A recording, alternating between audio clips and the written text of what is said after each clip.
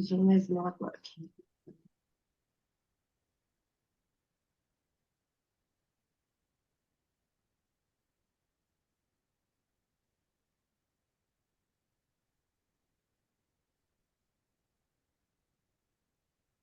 Now? Yes, ma'am. Okay. So let's do a quick revision of our previous class. Yesterday we have completed first pertussis. Okay. How the pertussis get transmitted? The route of transmission? Droplet. Droplet. So we have to take droplet precaution. Assessment findings, sign and symptoms of pertussis. उसका नाम है ऐसी वैसी. Yes. Respiratory system infections. हाँ, और एक उसका नाम है सेम उस सिम्टम्स पर से उसका नाम दिया है. विच symptoms?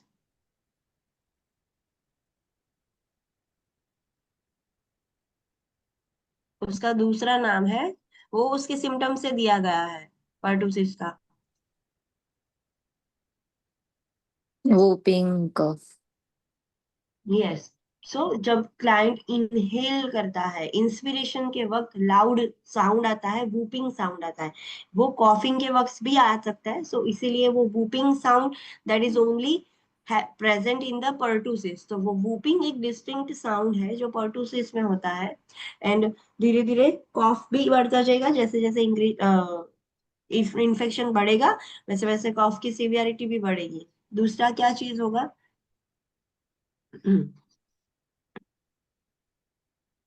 Another symptoms? Cyanosis. Cyanosis, respiratory distress, tongue protrusion. Yes. Restless, irritable, anorexia होगा. Interventions क्या करेंगे हम? कैचुरल स्टेज पर सबसे ज्यादा कम्युनिकेबल है एंड सबसे ज्यादा स्प्रेड होता है. What is catarrhal stage?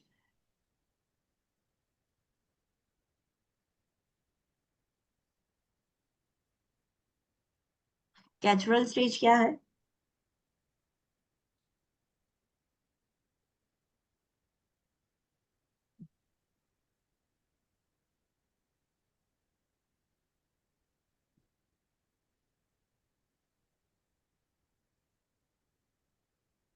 You don't know what is catarrhal stage?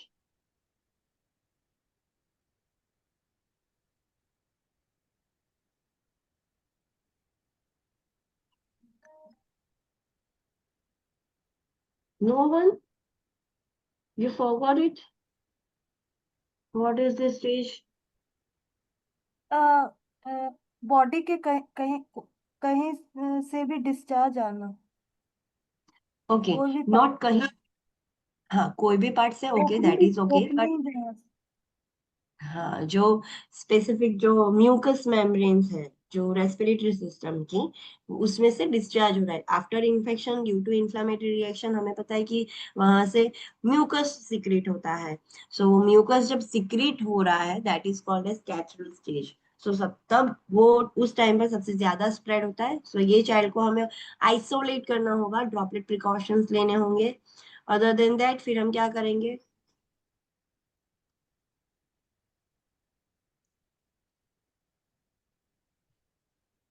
Anti microbial therapy देना. हाँ, एंटीबायोटिक वो सब देंगे. फिर ऑक्सीजन देंगे, बिकॉज उसमें अगर रेस्पिरेटरी सिस्टम इम्पेयर हो गया तो ऑक्सीजन ब्रीथिंग, एयरवे ब्रीथिंग वो सब स्टॉप हो सकता है due to edema. Okay. Then उसको कॉफिंग ज्यादा होता है तो हमें एक चीज ध्यान रखनी है कि उसको कॉफिंग ऐसे स्पाजम्स आ जाए ऐसी चीजें नहीं करनी है. एनवायरमेंट उससे फ्री रखना है, लाइक डस्ट स्मोक जिससे भी कॉफिंग हो सकता है उससे दूर रखना है. Can we give Tdap vaccine to a newborn? No ma'am. No. So फिर हम क्या करेंगे? उसके पास तो उसकी इम्यूनिटी नहीं है, तो फिर उसको कैसे बचाएंगे ड्यूरिंग इन्फेंसी पीरियड? मदर को देना है. यस, मदर को देंगे या फिर जो भी उसके क्लोज कांटेक्ट में आ रहा है, लाइक उसके. यस, उसका फादर है, ग्रैंड पेरेंट्स है, जिसके साथ न्यूबॉर्न सबसे ज्यादा टाइम स्पेंड कर रहा है, वो सबको हम दे सकते हैं. न्यूबॉर्न को उसका टाइम पीरियड आएगा तब तो दे देंगे. बट तभी नहीं दे सकते, जब उसकी एज अप्रोप्रिएट हो जाएगी तब हम दे सकते हैं, तो हम क्लोज कांटेक्ट वालों को दे सकते हैं। नेक्स्ट हमने देखा डिप्थीरिया। डिप्थीरिया ट्रांसमिशन कैसे होगा?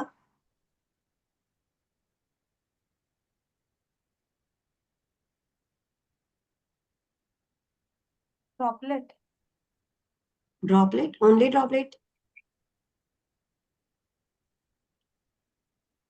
एंकुटेनियस होगा, कांटेक्ट। तो हाँ, क्यूटेनियस डिप्थीरिया कॉन्टेक्ट रूट से, मतलब कॉन्टेक्ट ट्रांसमिशन में प्रिकॉशंस मेंटेन करने हैं। एंड अगर फेरिंजियल है या फिर रेस्पिरेटरी आप बोल सकते हो, वो वाला डिप्थीरिया है, तो फिर उसमें ड्रॉपलेट प्रिकॉशंस लेने होंगे। What are the assessment findings? एक एक अलग चीज है जो डिप्थीरिया में देखने को मिलती है, neck appearance. Bull neck appearance. Yes, what is that bull neck? वो क्या है? ત્યારે lymph adenitis થાય એટલે lymph inflammation થાય એટલે એડીમા થાય નાની। हाँ, लिम्फ नोड्स, नेक की लिम्फ नोड्स है वो इन्फ्लाम्ड होके, मतलब स्वोलन तो हो जाती है, बट उसके साथ साथ अंदर इन्फेक्शन भी है, तो उसकी वजह से नेक एडिमा होगा एंड बुल नेक जैसा अपीयरेंस आएगा। सो that is present in the diphtheria. Other than that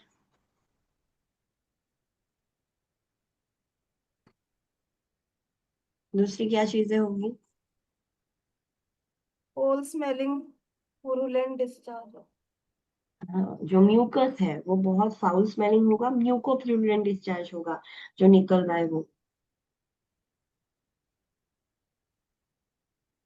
फिर low grade fever, मलेज, sore throat. Source road, yes, अंदर जो फेरिंग्स वाला जो है पूरा, वो इतना ज्यादा इन्फ्लेम हो जाता है, लाइक स्यूडो मेम्ब्रेन, फॉल्स एक मेम्ब्रेन क्रिएट हो जाती है, ऐसा हो जाता है, तो जिसकी वजह से उसको खाने में, पानी पीने में, ब्रीथिंग लेने में भी डिफिकल्टी होगी। इंटरवेंशंस क्या कर सकते हैं? आइसोलेशन, डिपेंड्स उसको फेरिंजियल है कि क्यूटेनियस है, डिपेंडिंग ऑन दैट। अगर बोथ है तो आपको उस दोनों आपको प्रिकॉशंस लेने पड़ेंगे। ओके, डिप्थीरिया ट्रीट करने के लिए हम एंटीबायोटिक देंगे, नो डाउट, बट ऑलरेडी जो डिप्थीरिया का जो बैक्टीरिया है, कॉर्निबैक्टीरियम डिप्थीरी, उसने ऑलरेडी टॉक्सिन ब्लड के अंदर रिलीज कर दिया है। सो वो टॉक्सिन कम करने के लिए हम क्या देंगे?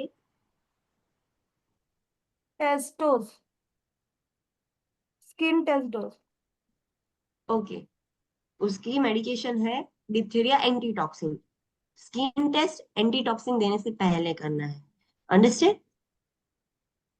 यस। मैं you are absolutely correct, but आपको आंसर ऐसे करना है। मैंने बोला कि आप क्या दे सकते हो, तो आपको बोलना चाहिए कि एंटीटॉक्सिन देना है। फिर मैं ऐसा क्वेश्चन पूछूंगी, what is the priority action before giving antitoxin, then you have to say yes, we have to do the test before giving antitoxin. So yes. आप स्किन टेस्ट या कंजक्टिवल टेस्ट कर सकते हो। स्किन में जो उसकी syringe आती है, इंट्राडर्मल सिरिंज, उससे आप जैसे ट्यूबरक्यूलिन सिरिंज में आप जैसे ही करते हो, सेम वैसा ही करना है आपको। वो इंसर्ट करना है, कंजक्टिवा में इंसर्ट करना है थोड़ा। अगर कोई भी रिएक्शन नहीं आ रहा है, देन वी कैन अंडरस्टैंड कि उसको कोई एलर्जी नहीं है, the person is not sensitive towards this, and हम दे सकते हैं, बिकॉज ये हॉर्स सीरम में से बनाया जाता है, इसलिए पॉसिबिलिटी है कि एलर्जिक रिएक्शन हो। फिर ऑक्सीजन सक्शन देंगे। एंड अगर एयरवे ज्यादा ब्लॉक हो रहा है तो इंट्यूबेशन करना पड़ेगा। इंट्यूबेशन से भी ना बात बने, पहले डॉक्टर इंट्यूबेशन ही करते हैं, डायरेक्टली ट्रेक्योस्टोमी नहीं कर देते। इंट्यूबेशन लगता है कि वो काम नहीं करेगा, देन लास्ट में ट्रेक्योस्टोमी किया जाता है। अगर ट्रेक्योस्टोमी किया है तो उसकी भी केयर करनी पड़ेगी, इंट्यूबेशन है तो उसकी भी केयर करनी पड़ेगी। We have to be very careful कि उसको ऑलरेडी इन्फेक्शन है, फिर ज्यादा इन्फेक्शन, न्यूमोनिया और वो सब ना हो जाए, वीएपी, वेंटिलेटर असिस्टेंट न्यूमोनिया, वो ना हो जाए, वो हमें ध्यान रखना पड़ता है। देन हमने देखा poliomyelitis. What is the route of transmission? कौन सा प्रिकॉशन लेंगे पोलियो में? Contact precaution. Contact precaution, yes. What are the assessment finding?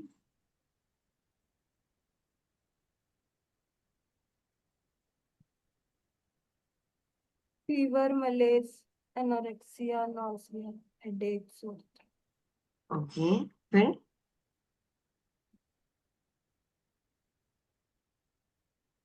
Trunk stiffness हो जाए। हाँ, ट्रंक, नेक, लिम्स सब स्टिफ हो जाएगा। उसके बाद क्या होगा? Abdominal pain. नो, पहले एब्डोमिनल पेन होता है, फिर उसके बाद स्टिफनेस होगी, सोरनेस एंड स्टिफनेस, और फिर पैरालिसिस हो जाए। हाँ, पैरालिसिस हो जाता है पोलियोमाइलाइटिस में। वो जो उसका जो वायरस है वो पैरालाइज कर देता है, सेंट्रल नर्वस सिस्टम को अफेक्ट करता है। अगर शायद आपने कभी देखा होगा तो पता होगा, पोलियो वाले पेशेंट, उनके लेग्स कैसे होते हैं, they do not get any sensation, वो नॉर्मली चल भी नहीं पाते, they have to use the crutches and assistive devices for walking. Interventions क्या करेंगे, कॉन्टेक्ट प्रिकॉशंस लेंगे, सपोर्टिव ट्रीटमेंट देंगे।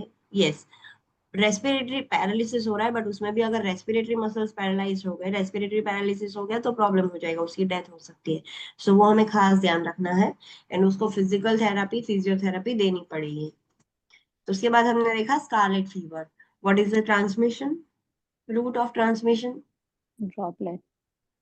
ड्रॉपलेट। यस, सो हमें ड्रॉपलेट प्रिकॉशन लेना पड़ेगा स्कारलेट फीवर में। What are the assessment finding, उसकी डिस्टिंक्ट फीचर क्या है स्कारलेट फीवर में?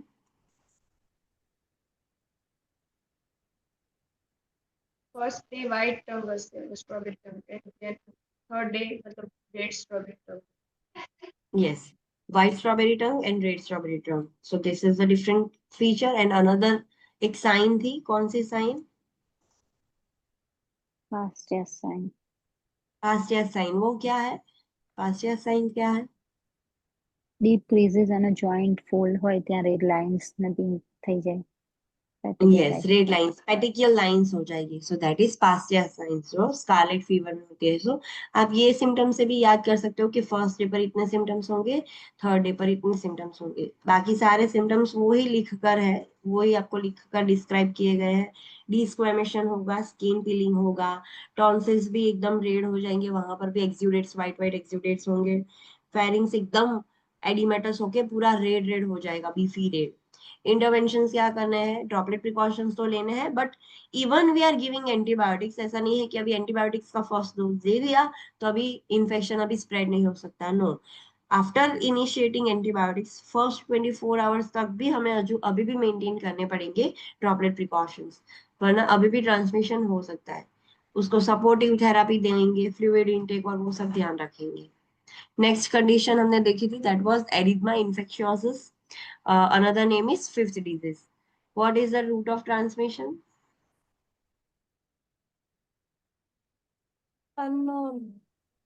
अननोन है, वी डोंट नो कि वो कैसे ट्रांसमिट होता है, सो हम उसमें प्रिकॉशन भी नहीं लेंगे। सो जिसका भी प्रिकॉशन नहीं पता है, हम सिंपली स्टैंडर्ड प्रिकॉशंस तो सब में ही लेते हैं, सो इसमें स्टैंडर्ड प्रिकॉशन ले लेंगे। जिसका नहीं पता है उसमें सब में स्टैंडर्ड प्रिकॉशन। असेसमेंट फाइंडिंग, उसका एक अलग फीचर है जो नाम से आपको पता चलना चाहिए कि ये एरिथमा इन्फेक्शियोसस की बात हो रही है।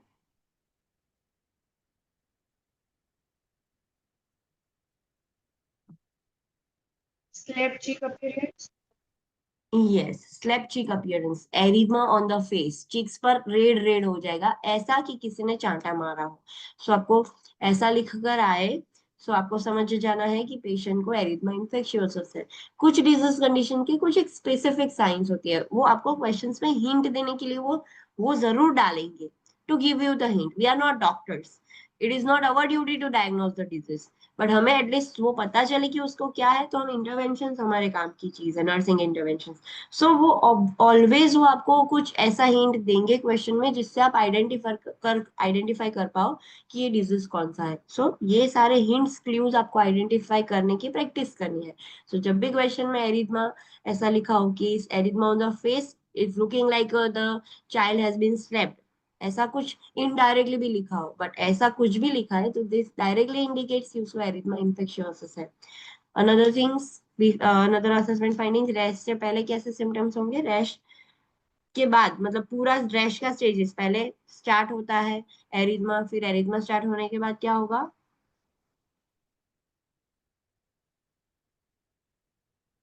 मैक्यूलोपैपुलर रैश बनना स्टार्ट हो जाएगा।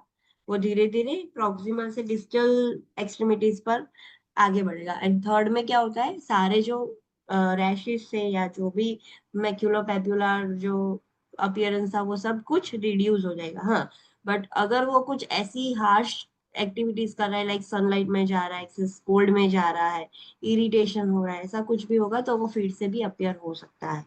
एंड बिफोर रैश कौन से सिम्टम्स होंगे?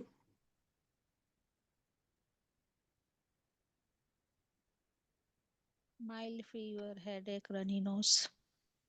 यस, मलेज, ये सारे रैश के पहले Yes. के symptoms.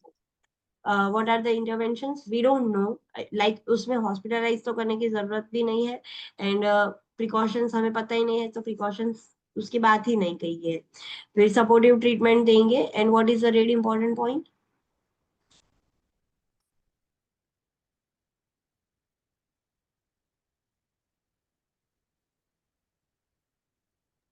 Pregnant woman erythema infectious ના ચાઇલ્ડ ના કોન્ટેક્ટમાં આવે તો પીએસસીપી ને ઇન્ફોર્મ કરવાનું. Contact. No no no no no, one point was incorrect.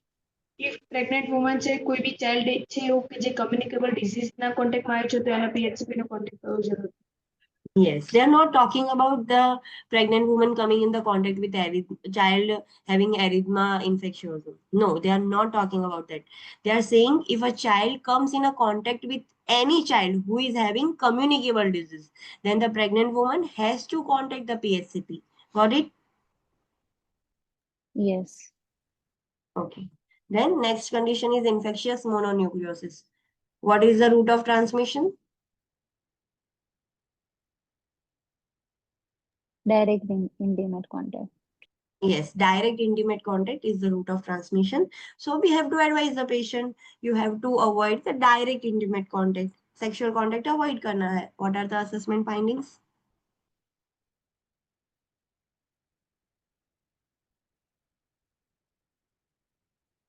Fever, malaise, headache, fatigue, nausea, abdominal pain, enlarged red tonsils, Yes. lymphadenopathy, hepatosplenomegaly. Yes. Lymphadenopathy means simply swollen lymph nodes. They are not inflamed, simply swollen हो गई है, swelling हो गया है, so that is pathy. And itis वाला होता है तो swelling के साथ साथ inflammation होगा. फिर मैक्यूलर रैश स्टार्ट होगा ट्रंक पर. What are the interventions? Supportive उसमें एक care. चीज, हाँ, और उसमें एक चीज हो सकती है, कॉम्प्लिकेशन है, ऐसा हमने देखा हिपेटोस्प्लीनोमेगाली होने के बाद एक चीज हो सकती है ये कंडीशन में, Splenic rupture. स्प्लीनिक रप्चर हो सकता है. सो आपको कैसे पता चलेगा स्प्लीन रप्चर हो गया है कि नहीं हुआ है? એના symptoms જેમ કે abdominal pain, left upper quadrant pain and shoulder pain, मतलब left side. Left shoulder pain, yes. So this is a really important point. You have to also teach this point to the parents. हमें तो पता है चलो, पर parents को घर पे ये स्प्लीनिक रप्चर हो गया तो कैसे पता चलेगा? So this are the science. हमें पेरेंट्स को भी सिखाना होगा कि अगर आपके चाइल्ड में ये साइंस दिख रहे हैं, उसको अचानक से एब्डोमिनल पेन स्टार्ट हो गया, लेफ्ट अपर क्वाड्रेंट पेन हो रहा है, लेफ्ट शोल्डर तक जा रहा है pain, so all this indicates कि उसको स्प्लीनिक रप्चर है. फिर फॉर एग्जाम्पल मायोकार्डियल इंफाक्शन होता है, सो उसमें left shoulder and left jaw तक पेन जाता है, उसमें एब्डोमिनल पेन नहीं होता है. सो ऐसे ऐसे कंफ्यूजिंग है. सो आपको कंफ्यूज करने के लिए वो पूछ सकते हैं कि लेफ्ट शोल्डर पेन हो रहा है तो वो कौन सी डिजीज कंडीशन है. फिर लास्ट में नीचे लिखा होगा कि हाँ उसको एब्डोमिनल भी पेन है, तो फिर समझना है कि this they are not talking about myocardial infection, because उसमें एब्डोमिनल पेन नहीं होता है. सो सबसे ज्यादा ectopic ruptured ectopic pregnancy and splenic rupture के साइंस सिमिलर है, सो उसमें कंफ्यूज नहीं होना है. फिर सिर्फ लेफ्ट शोल्डर पेन लिखा हो तो दो बार सोचना है कि left shoulder pain myocardial infarction में भी होता है, इसमें भी होता है, दोनों में लेफ्ट साइड ही होता है shoulder pain, but myocardial infarction में वो रेडिएट होकर जॉ तक जाएगा, पूरा आर्म भी पेन करेगा. सो ऐसी कुछ इंफॉर्मेशन दी है जिसकी वजह से आप उसको डिफ्रेंशिएट कर सको कि ये स्प्लीनिक रप्चर है कि मायोकार्डियल इंफाक्शन है. अगर राइट शोल्डर पेन है तो दोनों में से कुछ भी नहीं है, वो एक्टोपिक रप्चर एक्टोपिक प्रेगनेंसी है. सो ऐसे कंफ्यूज नहीं होना है, सारे साइन एंड सिम्टम्स आपको डिफरेंशिएट करके रखना है, वैसे याद रखना है. नेक्स्ट हमने देखा Rocky Mountain spotted fever. What is the route of transmission?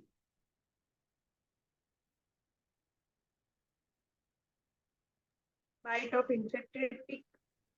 Yes, bite of infected tick. So अगर एग्जाम में आपको वैसा पूछेंगे नहीं कि रॉकी माउंटेन स्पॉटेड फीवर में कौन सा प्रिकॉशन लेना है, कॉन्टेक्ट, ड्रॉपलेट, एयरबॉर्न, वैसा क्वेश्चन नहीं आएगा, बिकॉज वो उससे ट्रांसमिट ही नहीं होता है. It is kind of vector borne disease, वो टिक से ही होता है. सो ऐसा क्वेश्चन नहीं आएगा. हाँ, टिक रिलेटेड क्वेश्चन आ सकता है. सो असेसमेंट फाइंडिंग्स क्या होंगे अगर रॉकी माउंटेन स्पॉटेड फीवर हो गया तो?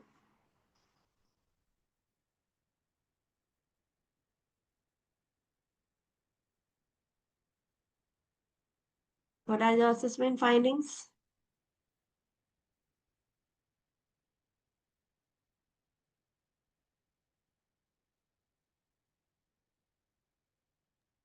muscle pain, headache, vomiting, anorexia, malaise. Okay, muscle pain को हम मेडिकल टर्मिनोलॉजी में क्या बोलते हैं? myalgia. मायल्जिया। एग्जाम में मायल्जिया लिखकर भी आएगा। मसल पेन कभी कभार आ सकता है, बट वो ऑलवेज ऐसा यूज करेंगे वर्ड, तो आपको पता होना चाहिए। मैक्यूलोपेपुलर रैश और या फिर पेटिकुलर रैश हो जाएंगे कहाँ पर? सो एक्सट्रीमिटीज लाइक एंकल, रिस्ट, वहां पर होंगे। फिर पूरे पाम्स और सोल्स में भी हो सकते हैं।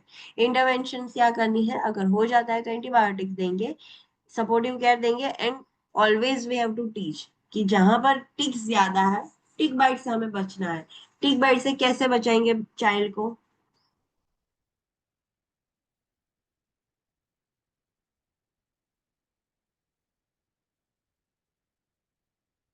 चाइल्ड को टिक बाइट से कैसे बचाएंगे? चलो, पेरेंट्स को क्या चीजें आप इंफॉर्मेशन दोगे, एजुकेशन दोगे कि वो अपने चाइल्ड को टिक्स बाइट से बचा सके? Wearing long sleeve shirts, long pants tucked into long socks. हाँ, पैंट्स भी लॉन्ग होने चाहिए, फुल एंकल लेंथ, और ऐसे शॉर्ट शॉर्ट नहीं, उसके वो पैंट के ऊपर सॉक्स को कवर कर देना है।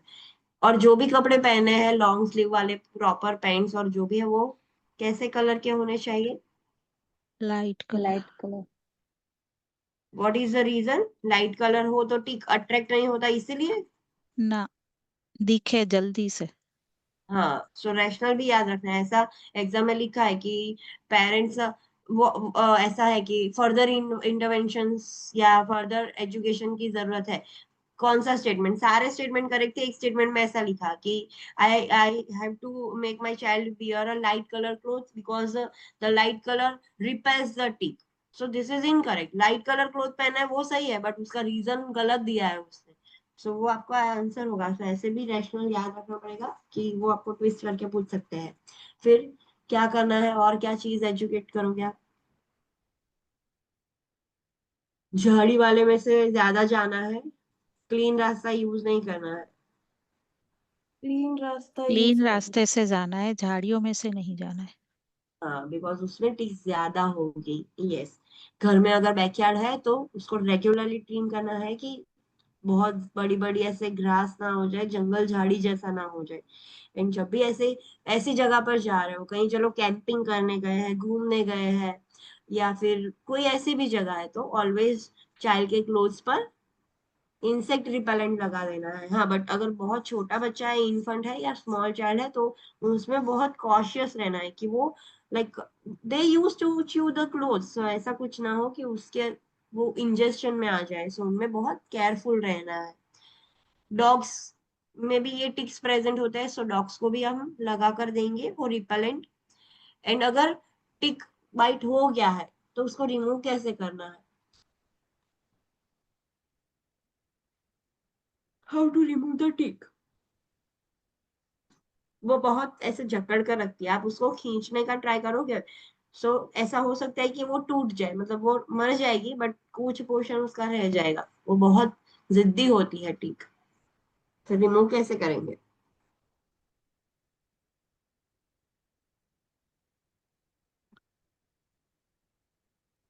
ट्वीजर से उसको स्ट्रेट पुल आउट करना है, स्किन में अच्छी तरह से पकड़ के निकालना है उसको स्किन से. हाँ, जहां से वो अटैच हुई है, मतलब जितना हो सके उतना नियर टू स्किन रखना है tweezer, and properly even pressure से करना है एंड उसको निकालना है। पर चलो आपने निकाला, फिर भी वो बहुत जिद्दी थी, उसका कुछ अटक गया है, अभी भी स्किन में रह गया है, तो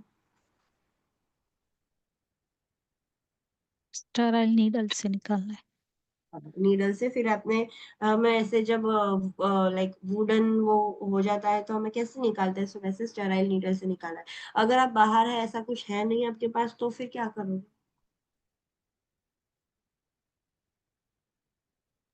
बेयर हैंड. बेयर हैंड से डायरेक्ट? हैंड वॉश और सोप वाटर से यूज करके टिश्यू से रिमूव करना है. No no no no no no, you are mixing up all the things.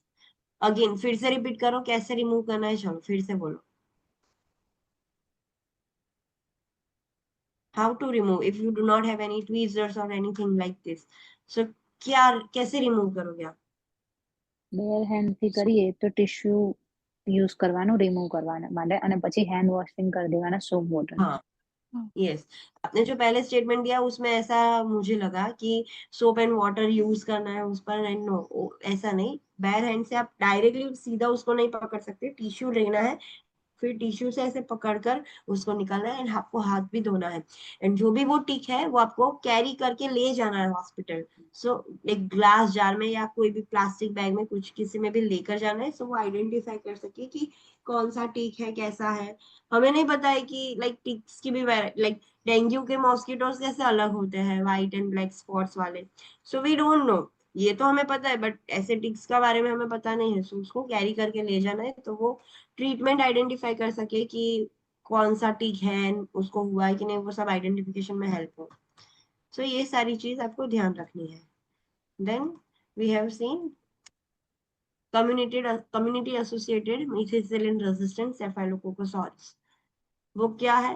मरसा क्या है? चलो, what is मरसा? methicillin resistant staphylococcus aureus क्या है?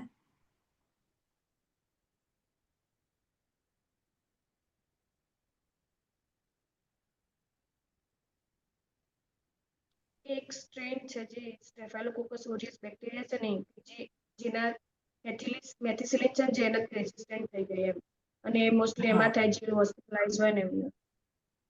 हाँ, मिथिसिलिन मर्सा एक स्टेफिलोकोकस ऑरिस की ही स्ट्रेन है, उसकी ही म्यूटेटेड स्पीशीज है, बट ये जो स्पीशीज है वो मिथिसिलिन ड्रग से रजिस्टर हो गई है.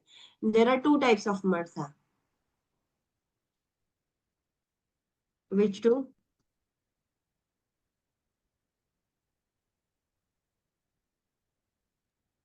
Community acquired and hospital acquired.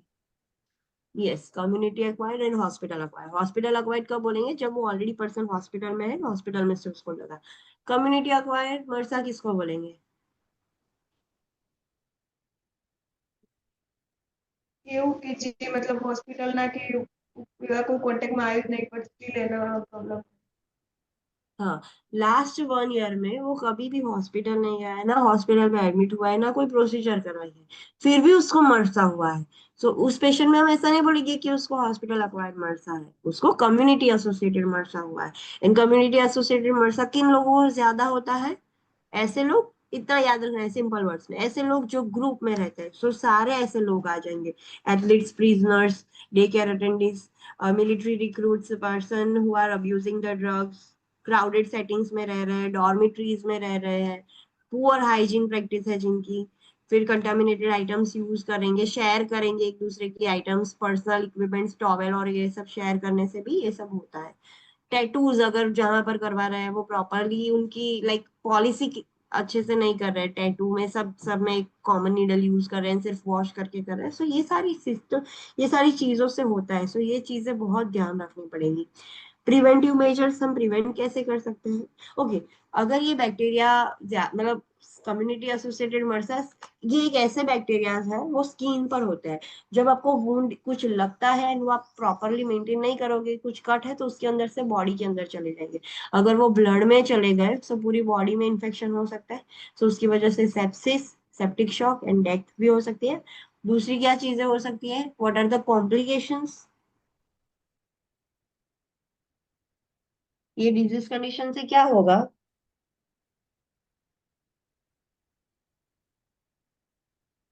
और चीजें क्या होगी? Complications, severe forms.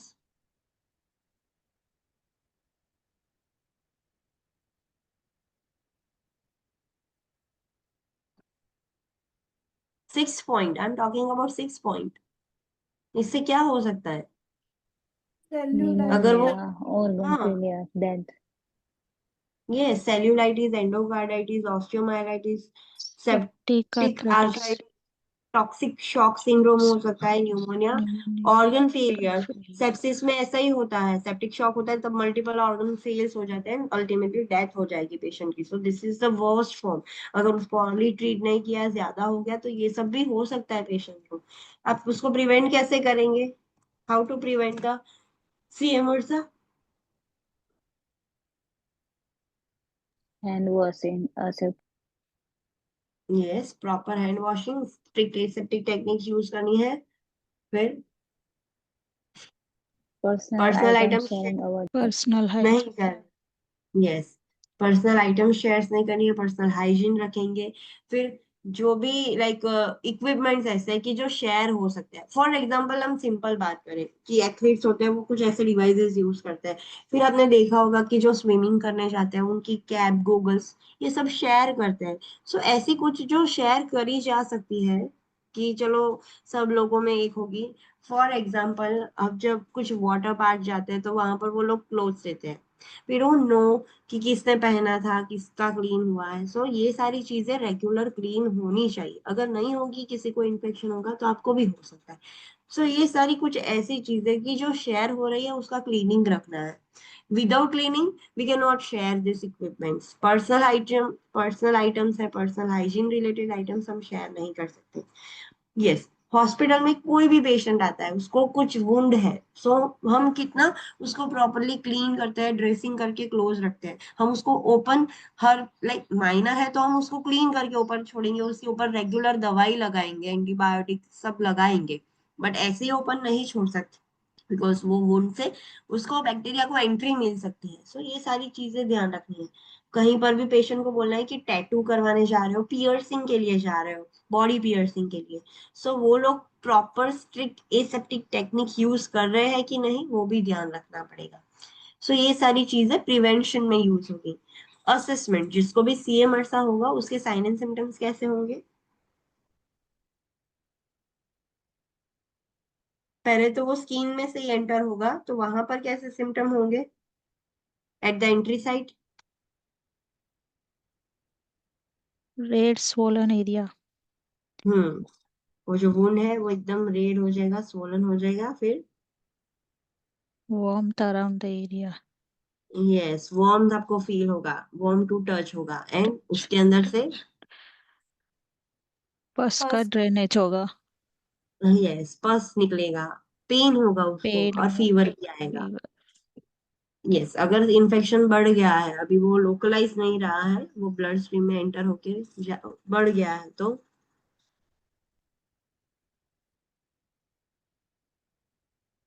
Chest pain cough होगा। फिर fatigue, chills, fever, malaise, headache, मतलब मसल एक एक्स, शॉर्टेज ऑफ तकलीफ breath and, and rash. Okay, intervention क्या करेंगे? हमें पता नहीं है कि बॉडी में कहाँ से एंटर हुआ, सो पहले सारे उसके ऊपर, चलो उसको इंजरी हुई है तो स्किन लीजन हम चेक कर देंगे। फिर जो भी इंफेक्टेड साइट है उसको, जहां से एंटर हुआ है, चलो कुछ लगा है, वो इन्फेक्टेड हो गया, वहां से एंटर हुआ है, सो वो जो इन्फेक्टेड साइट है पहली जहां से बैक्टीरिया एंटर हुआ है, वो जो वुंड है उसके अंदर से हम उसको ड्रेन करके उसका जो सिक्रीशन है वो निकालेंगे। क्यों? कल्चर के लिए। कल्चर के लिए, यस। दूसरी क्या चीजें कल्चर की जाती है? एक तो वुंड कल्चर करेंगे, दूसरी क्या चीजें कल्चर कर सकते हो आप? Blood, sputum and urine. हाँ, उसमें भी बैक्टीरिया हो सकता है, अगर आगे बढ़ गया है पूरा बॉडी में तो उसमें भी होगा, तो वो चीजें भी आप ले सकते हो। बट कल्चर में क्या एक चीज पॉइंट ध्यान रखना है कल्चर करते वक्त, पहले कभी भी पहले कल्चर अगर, कल्चर करना बाद है। एंटीबायोटिक स्टार्ट करना। हाँ, कभी भी हम कल्चर नहीं ले सकते, बिफोर स्टार्टिंग एंटीबायोटिक से कल्चर कर सकते हैं। अगर एक बार एंटीबायोटिक स्टार्ट हो गया है फिर डॉक्टर कल्चर का बोले तो that is not possible. We have to say it is not possible, antibiotics already has been given, first dose भी दे दिया है तो भी हम नहीं कर सकते कल्चर, वो इफेक्टिव नहीं होगा।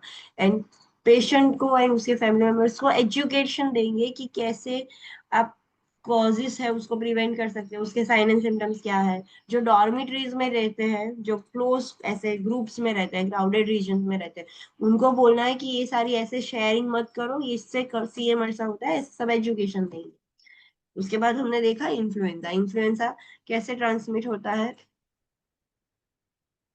Simple cough and cold. Transmission कैसे होता ड्रॉपलेट। ड्रॉपलेट। है? Droplet. So precautions, droplet precaution लेंगे, वो बहुत कंटेजियस है, रेस्पिरेटरी सिस्टम को अफेक्ट करता है। प्रिवेंट कैसे कर सकते हैं इन्फ्लुएंजा को? Flu vaccine. फ्लू वैक्सीन से फिर इन्फ्लुएंजा वैक्सीन से प्रिवेंट कर सकते हैं। हैंड वॉशिंग टेक्निक्स चाइल्ड को सिखाना हैंड है। Washing, yes, proper hand washing child को सिखाएंगे तो हैंड वॉशिंग से भी वो प्रिवेंट हो सकता है। फिर चिल्ड्रंस को अवॉइड करना है जिससे वो हो सके इल। यस, जो ऑलरेडी ईल है ऐसे चीज बच्चों से दूर रखना है, बच्चों को, से हेल्दी बच्चों को। एंड जो ऑलरेडी बीमार है वो स्कूल जा सकता है? नो। ना, ना। तो दूसरों कब बच्चों को जाए? इन्फेक्ट होगा। तो फिर वो स्कूल कब जाएगा? ठीक होने के बाद। कैसे पता चलेगा वो ठीक हो गया है?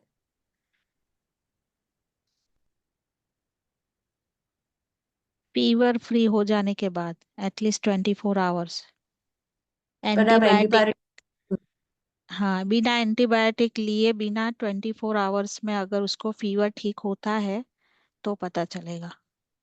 एंटीबायोटिक नहीं, एंटीपायरेटिक। PCM antibiotic. दिए, यस, एसिटामिनोफेन। एसिटामिनोफेन दिए बगैर उसको फीवर नहीं आ रहा है, लास्ट 24 आवर्स में उसको फीवर आया ही नहीं है, without antibiotic, then we can say कि अब वो स्कूल जा सकता है। Okay, what is the really important point?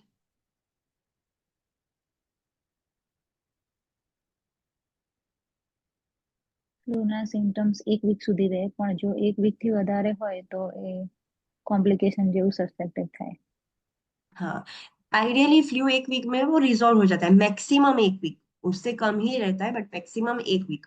But अगर एक वीक से भी ज्यादा चल रहा है, दिस इंडिकेट्स कि कुछ कॉम्प्लिकेशन है and we have to rule it out कि क्या कॉम्प्लिकेशन है। असेसमेंट फाइंडिंग्स फ्लू के क्या होंगे, साइन एंड सिम्टम्स?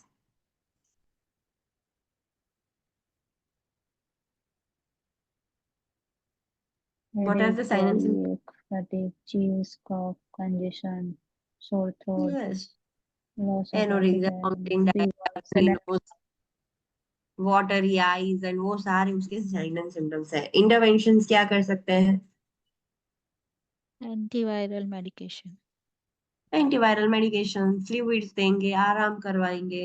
भूख लग रही है तो उसको छोटी छोटी मील्स देंगे, जैसा उसको करना है वैसा। फीवर के लिए एसिटामिनोफेन, माइल्ड पेन के लिए भी एसिटामिनोफेन दे सकते हैं। And supportive treatment, preventive measures देंगे, बिकॉज एक को हुआ है तो घर में दूसरे को भी होगा ही, वो हाईली कंटेजियस है, तो प्रिवेंटिव मेजर्स घर में कैसे लेने हैं वो सिखाएंगे। नेक्स्ट वी हैव सीन कोविड-19। कोविड-19 जैसे एडल्ट्स में सीरियस था, वैसे पीडियाट्रिक में भी उतना सीरियस फॉर्म में होता है। उसके सिम्टम्स पीडियाट्रिक में भी सीवियर होते हैं, जैसा एडल्ट्स को हार्म करता है वैसे पीडियाट्रिक को भी उतना ही हार्म करेगा। no। कोरोना वायरस, नो, उनमें सिम्टम्स माइल्ड होते हैं, हाँ। बट कौन से बेबीज, कौन से पीडियाट्रिक पेशेंट हो ऐसे होंगे कि जिसको सीवियर सिम्टम्स होंगे?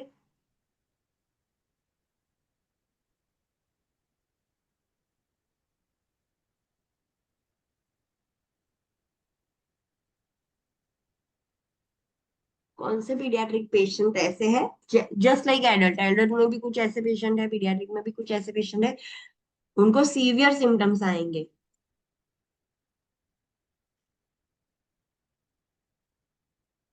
अस्थमा, डायबिटीज, मेलाइटिस वगैरह। कोई भी ऐसी कंडीशन है, रेस्पिरेटरी कंडीशन है, या फिर उसको कुछ क्रोनिक इलनेस है, लाइक डायबिटीज, सो ऐसे पेशेंट को सीवियर सिम्टम्स हो सकते हैं। कोविड-19 कैसे ट्रांसमिट होता है? एयरबोर्न। एयरबॉर्न रूट से, so we have to maintain airborne precautions. Okay, preventive measures, prevention कैसे किया जा सकता है कोविड-19 का?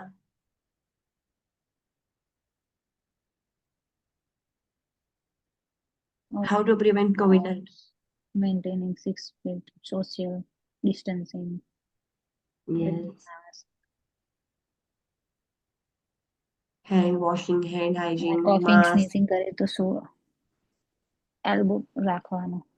स्नीज करना है, wearing yes. And wearing mask.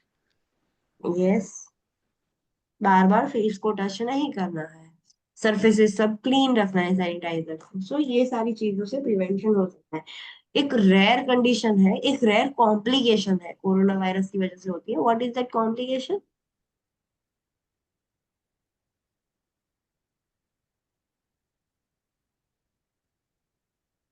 pediatric कौन inflammatory syndrome, paediatric inflammatory multi-system syndrome. multi-system syndrome. Syndrome, वो क्या है?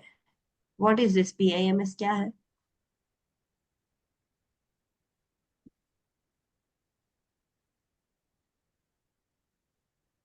आपने बोला कि PIMS होता है, बट वो है क्या?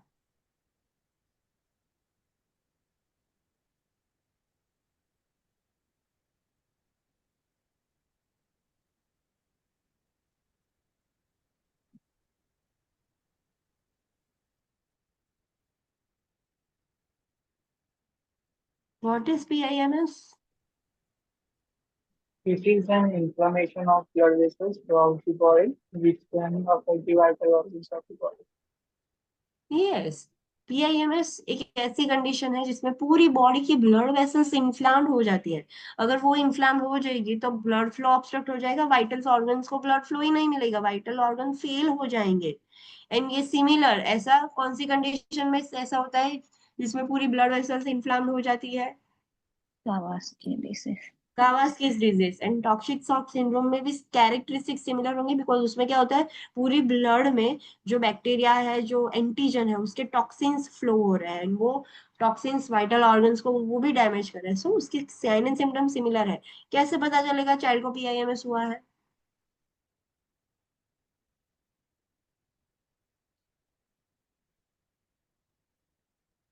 Fever, abdominal pain, vomiting, diarrhea, red rash, wet lips, red eye, swollen glands, swollen hands and feet are the symptoms of yes, this are the symptoms. Detail information COVID के और इसके बारे में एक लिंक पर दी गई है। फिर हमने देखा इम्यूनाइजेशन, जो ऑलरेडी हमने स्टडी कर दिया है ग्रोथ एंड डेवलपमेंट चैप्टर में। इस चैप्टर में किसी को भी कोई डाउट है?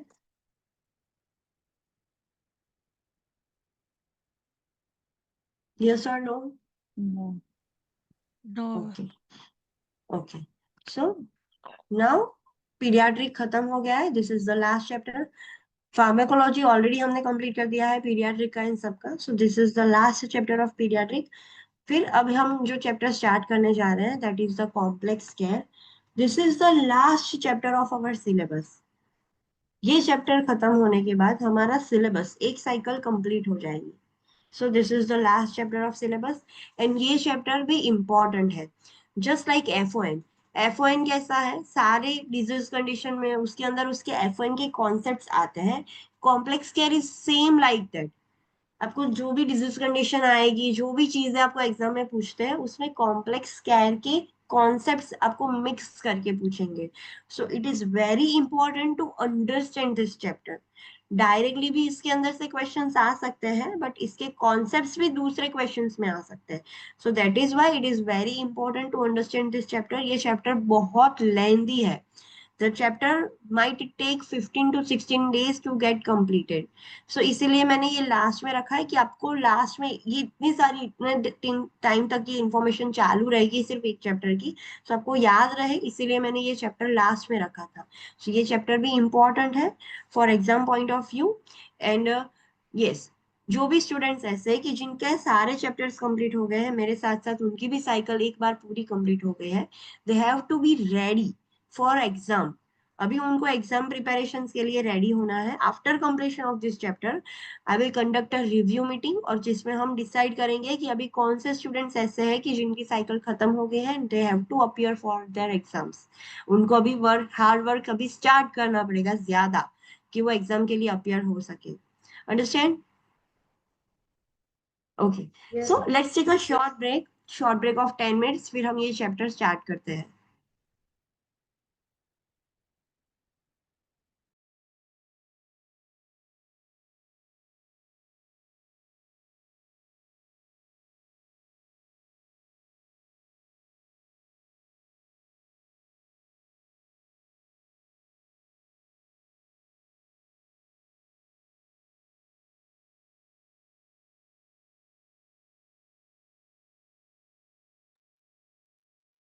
Online students, please come back from break.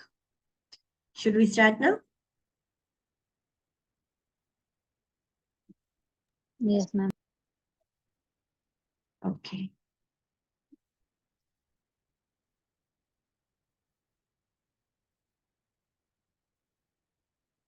So let's start. Chapter number 70, complex care. The priority concept of this chapter is clinical judgment because they are talking about something complex care. ऐसे patient कि जिसमें बहुत सारी care लगेगी and आपको सारा nursing का knowledge होना चाहिए. So by using all this knowledge, you have to take some decision. So clinical judgment is our priority concept. And perfusion. Perfusion means what Oxygenated, do you mean by word oxygenated blood supply. to tissues? Vital tissue. Oxygen. Yes. So oxygenated blood supply to tissues is called as perfusion. उसको हम perfusion बोलेंगे. So it is also important. We want कि body के सारे organs को, सारे cells को, सारे tissues को oxygenated blood supply मिलता रहे. Okay. So let's start with the basic concepts. First is administration of intravenous IV fluids. So IV fluids जब administer करते हैं तब कौन सी चीजें ध्यान में रखनी है, क्या चीजें यूज होती है, वो सब हम इसमें स्टडी करेंगे. सो फर्स्ट मेन हेडिंग है administration of IV fluid. So IV therapy, intravenous therapy है क्या? Let's study about that. It is used to sustain clients who are unable to take substance orally. IV therapy, intravenous therapy हम ऐसे patient को देते हैं कि जो orally कुछ नहीं ले पाते, सो हम आईवी से देते हैं. सब कुछ मेडिसिन ले लो, इलेक्ट्रोलाइट्स, फ्लूइड्स, सब कुछ आईवी से देते हैं. It replaces water, electrolytes and nutrients more rapidly than oral administration. Patient को कोई भी चीज ओरल के कंपैरिजन में डायरेक्ट वेन्स में डालो, डायरेक्ट वेसल्स में डालो, सर्कुलेशन में डालो, वो जल्दी इफेक्ट होता है. सो ओरल एडमिनिस्ट्रेशन आप कुछ भी करोगे, इलेक्ट्रोलाइट्स के लिए कुछ दे रहे हो, सो वो उतनी जल्दी रैपिडली बॉडी में एब्जॉर्ब नहीं होगा, बट ये रैपिडली वर्क करेगा. So water, electrolytes and nutrients, वो सब कुछ रैपिडली वो रिप्लेस कर देगा. कमी है तो पूरी कर देगा comparison to oral administration. It provides immediate access to the vascular system for the rapid delivery of specific solutions without the time required for gastrointestinal tract obstruction. Yes. जब कुछ वेस्क्यूलर सिस्टम में हमें कुछ रैपिडली कुछ deliver करना है तो इसमें भी हम आईवी थेरापी यूज कर सकते हैं because we don't have time to wait कि ओरली दे, फिर वो एब्जॉर्ब हो, फिर वो ब्लड में जाए. ऐसा इतना टाइम नहीं है हमारे पास. तो जब ऐसी कुछ डिलीवरी करनी है हमें रैपिडली, तब भी आईवी थेरापी के फॉर्म में हम दे सकते हैं. And it provides a vascular route for administration of medications or blood components. Yes, medicines देने के लिए भी ये रूट अच्छा है, ब्लड कंपोनेंट्स डायरेक्टली देने के लिए भी ये एक अच्छा जरिया है intravenous therapy. Understand what is IV therapy? Okay. Next is types of solution. We have already studied this in FON जब हम फ्लूइड एंड इलेक्ट्रोलाइट पढ़ रहे थे. सो मेनली कितने टाइप्स के सॉल्यूशन होते हैं? Tell me. Three types: Which are they? isotonic, hypotonic, and hypotonic. Okay, new students will tell me what do you mean by isotonic, hypertonic, and hypotonic solution? You have already attended the recorded session of this chapter.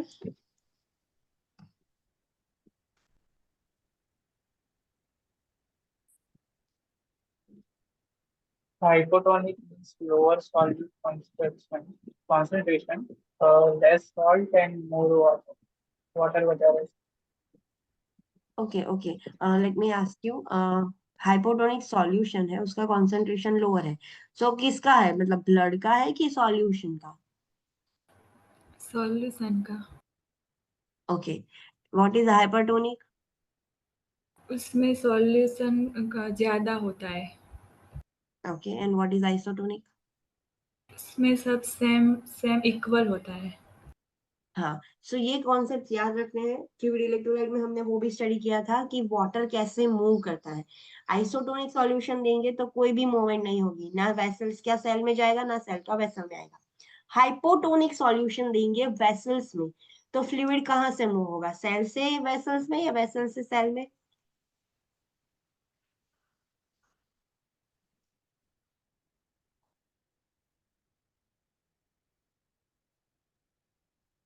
Fluid shift कैसे होगा, कहाँ से कहाँ होगा?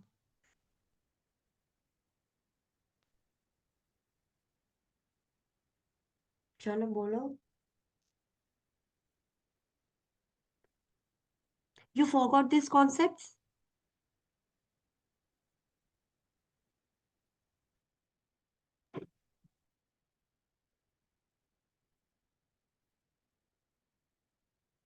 This is not good.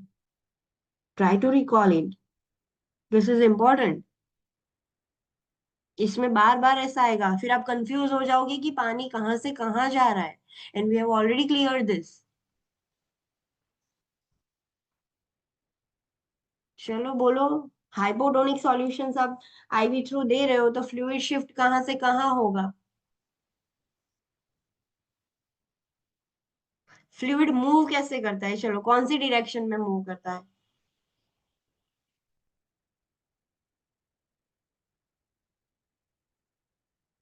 Online students.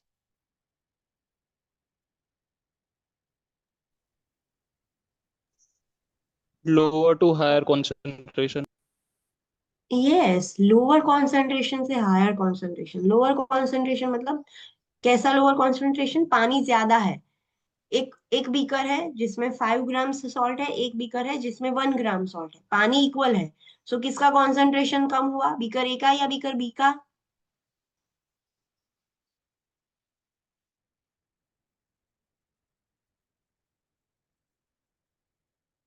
Understand my question? It is beaker A. चलो ये beaker A है, 5 grams of salt and इतना वाटर है. बीकर बी है, 1 ग्राम ऑफ सॉल्ट एंड इतना वाटर है. तो किसका कॉन्सेंट्रेशन कम है? 1 gram salt. Yes. So always जो पानी होता है वो लोअर कॉन्सेंट्रेशन से हायर कॉन्सेंट्रेशन की तरफ ही मूव होता है. एक एग्जांपल है बेस्ट. आप कटोरी के अंदर एक ग्रेप डाल देते हो. सो ग्रेप्स के अंदर पानी नहीं है, उसमें सिर्फ उसके इलेक्ट्रोलाइट्स एंड वैसा है. सो ग्रेप का कॉन्सेंट्रेशन ज्यादा है, बाहर पानी है जिसमें नो डाउट इलेक्ट्रोलाइट्स होते हैं पानी में वो, बट इसका कॉन्सेंट्रेशन कम है इन कंपैरिजन टू ग्रेप. सो पानी पानी में जो पानी है वो डायरेक्टली ग्रेप के अंदर चला जाता है कि बैलेंस हो सके दोनों की साइड का कॉन्सेंट्रेशन. सो ग्रेप फूल जाती है, दैट इज द ऑस्मोसिस. तो पानी ऐसे ही मूव करता है, लोअर कॉन्सेंट्रेशन से हायर कॉन्सेंट्रेशन में जाएगा. ये पता चल गया. अभी अपने हाइपोटोनिक सॉल्यूशन दिया है वेसल्स में, तो पानी कैसे मूव होगा, कहाँ से कहाँ जाएगा पानी? सेल से वेसल में आएगा, वेसल से सेल में जाएगा. वेसल से सेल में. क्यों?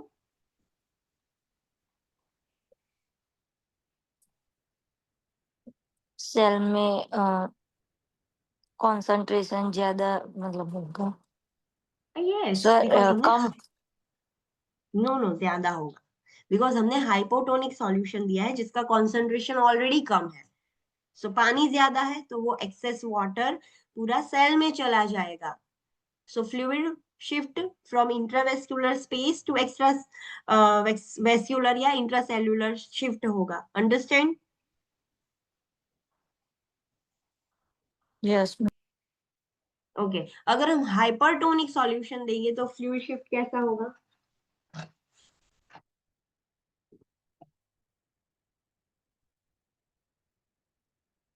हाइपरटोनिक सॉल्यूशन देंगे तो फ्लूइड शिफ्ट कैसा होगा? Water flows out of the cells. Cells bar are okay. So hypertonic हम ज्यादा कॉन्सेंट्रेशन वाला दे रहे हैं comparatively to body fluids and blood. So जो सराउंडिंग टिश्यू है उसका को हमारी बॉडी एक what is the word for that, homeostasis maintain करती है, सारी जगह पर कॉन्सेंट्रेशन सेम रखती है.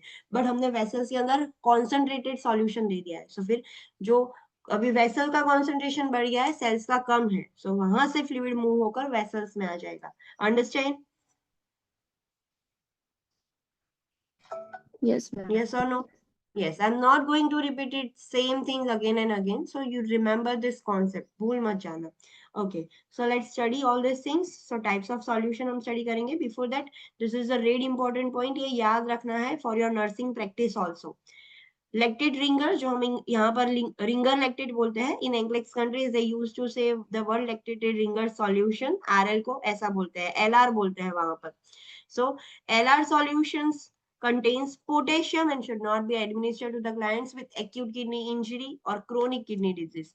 Caution should be taken with the clients who have severe liver disease, since the liver plays a role in converting the lactate to bicarbonate in the liver. ये चीज याद रखनी है जिसको भी लाइक किडनी डिजीज है, किडनी इंजरी हुई है. किडनी इंजरी में, किडनी डिजीज में क्या होता है, पोटेशियम बॉडी में ही रह जाता है, वो पोटेशियम एक्सक्रीट नहीं हो पाता. सो ऐसे पेशेंट को हम LR सॉल्यूशन नहीं दे सकते बिकॉज उसके अंदर पोटेशियम ज्यादा होता है. फिर दूसरी चीज कि जो लीवर डिजीज वाले हैं उसमें हम दे सकते हैं बट बहुत कॉशियसली देना होगा, बिकॉज लीवर का एक काम है जो भी लैक्टेट है उसको मेटाबोलाइज करके कन्वर्ट करते हैं बाइकार्बोनेट में, और उसको लीवर डिजीज होगा तो ये कन्वर्जन में प्रॉब्लम होगा. सो बहुत कॉशियसली देना पड़ेगा. ऐसी कंडीशन जिसमें पोटेशियम, हाइपरकैलेमिया है, उसमें भी LR दे सकते हैं हम. If patient is suffering from hyperkalemia, can we give LR to the patient?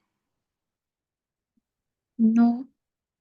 No, though it is not mentioned in this point, but we have to understand. LR में already potassium है, patient is already having hyperkalemia, so we cannot give LR to the patient. Understand? Yes or no?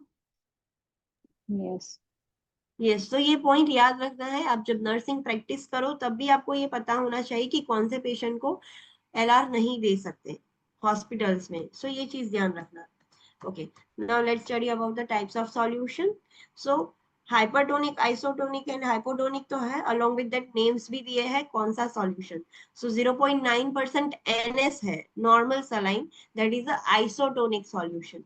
उसका use क्या है, कब हम use कर सकते हैं ऐसा solution? Extra cellular fluid deficiency हो क्लाइंट को. एक्स्ट्रा सेल्यूलर फ्लूइड मतलब कौन से फ्लूइड की बात हो रही है यहाँ पर particularly?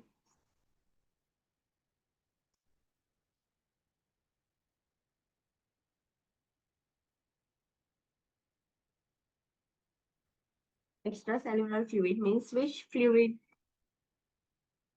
Fluid Body. outside of the cell. Okay, outside of the cell तो बहुत सारी जगह है. एक्स्ट्रासेल्यूलर कितने कंपार्टमेंट्स है? बोलो. मेन एक इंट्रासेल्यूलर कंपार्टमेंट है, एक एक्स्ट्रासेल्यूलर है. एक्स्ट्रासेल्यूलर के भी है. कितने टाइप्स है?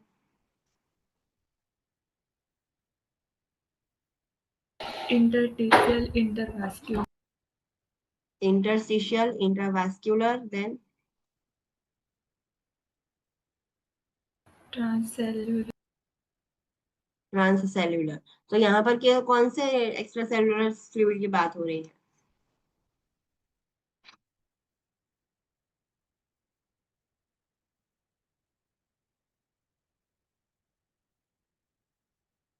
कौन सा टॉपिक पढ़ रहे हो?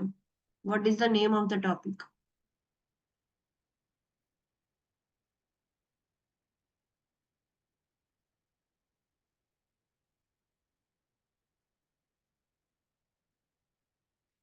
What is the name of the topic?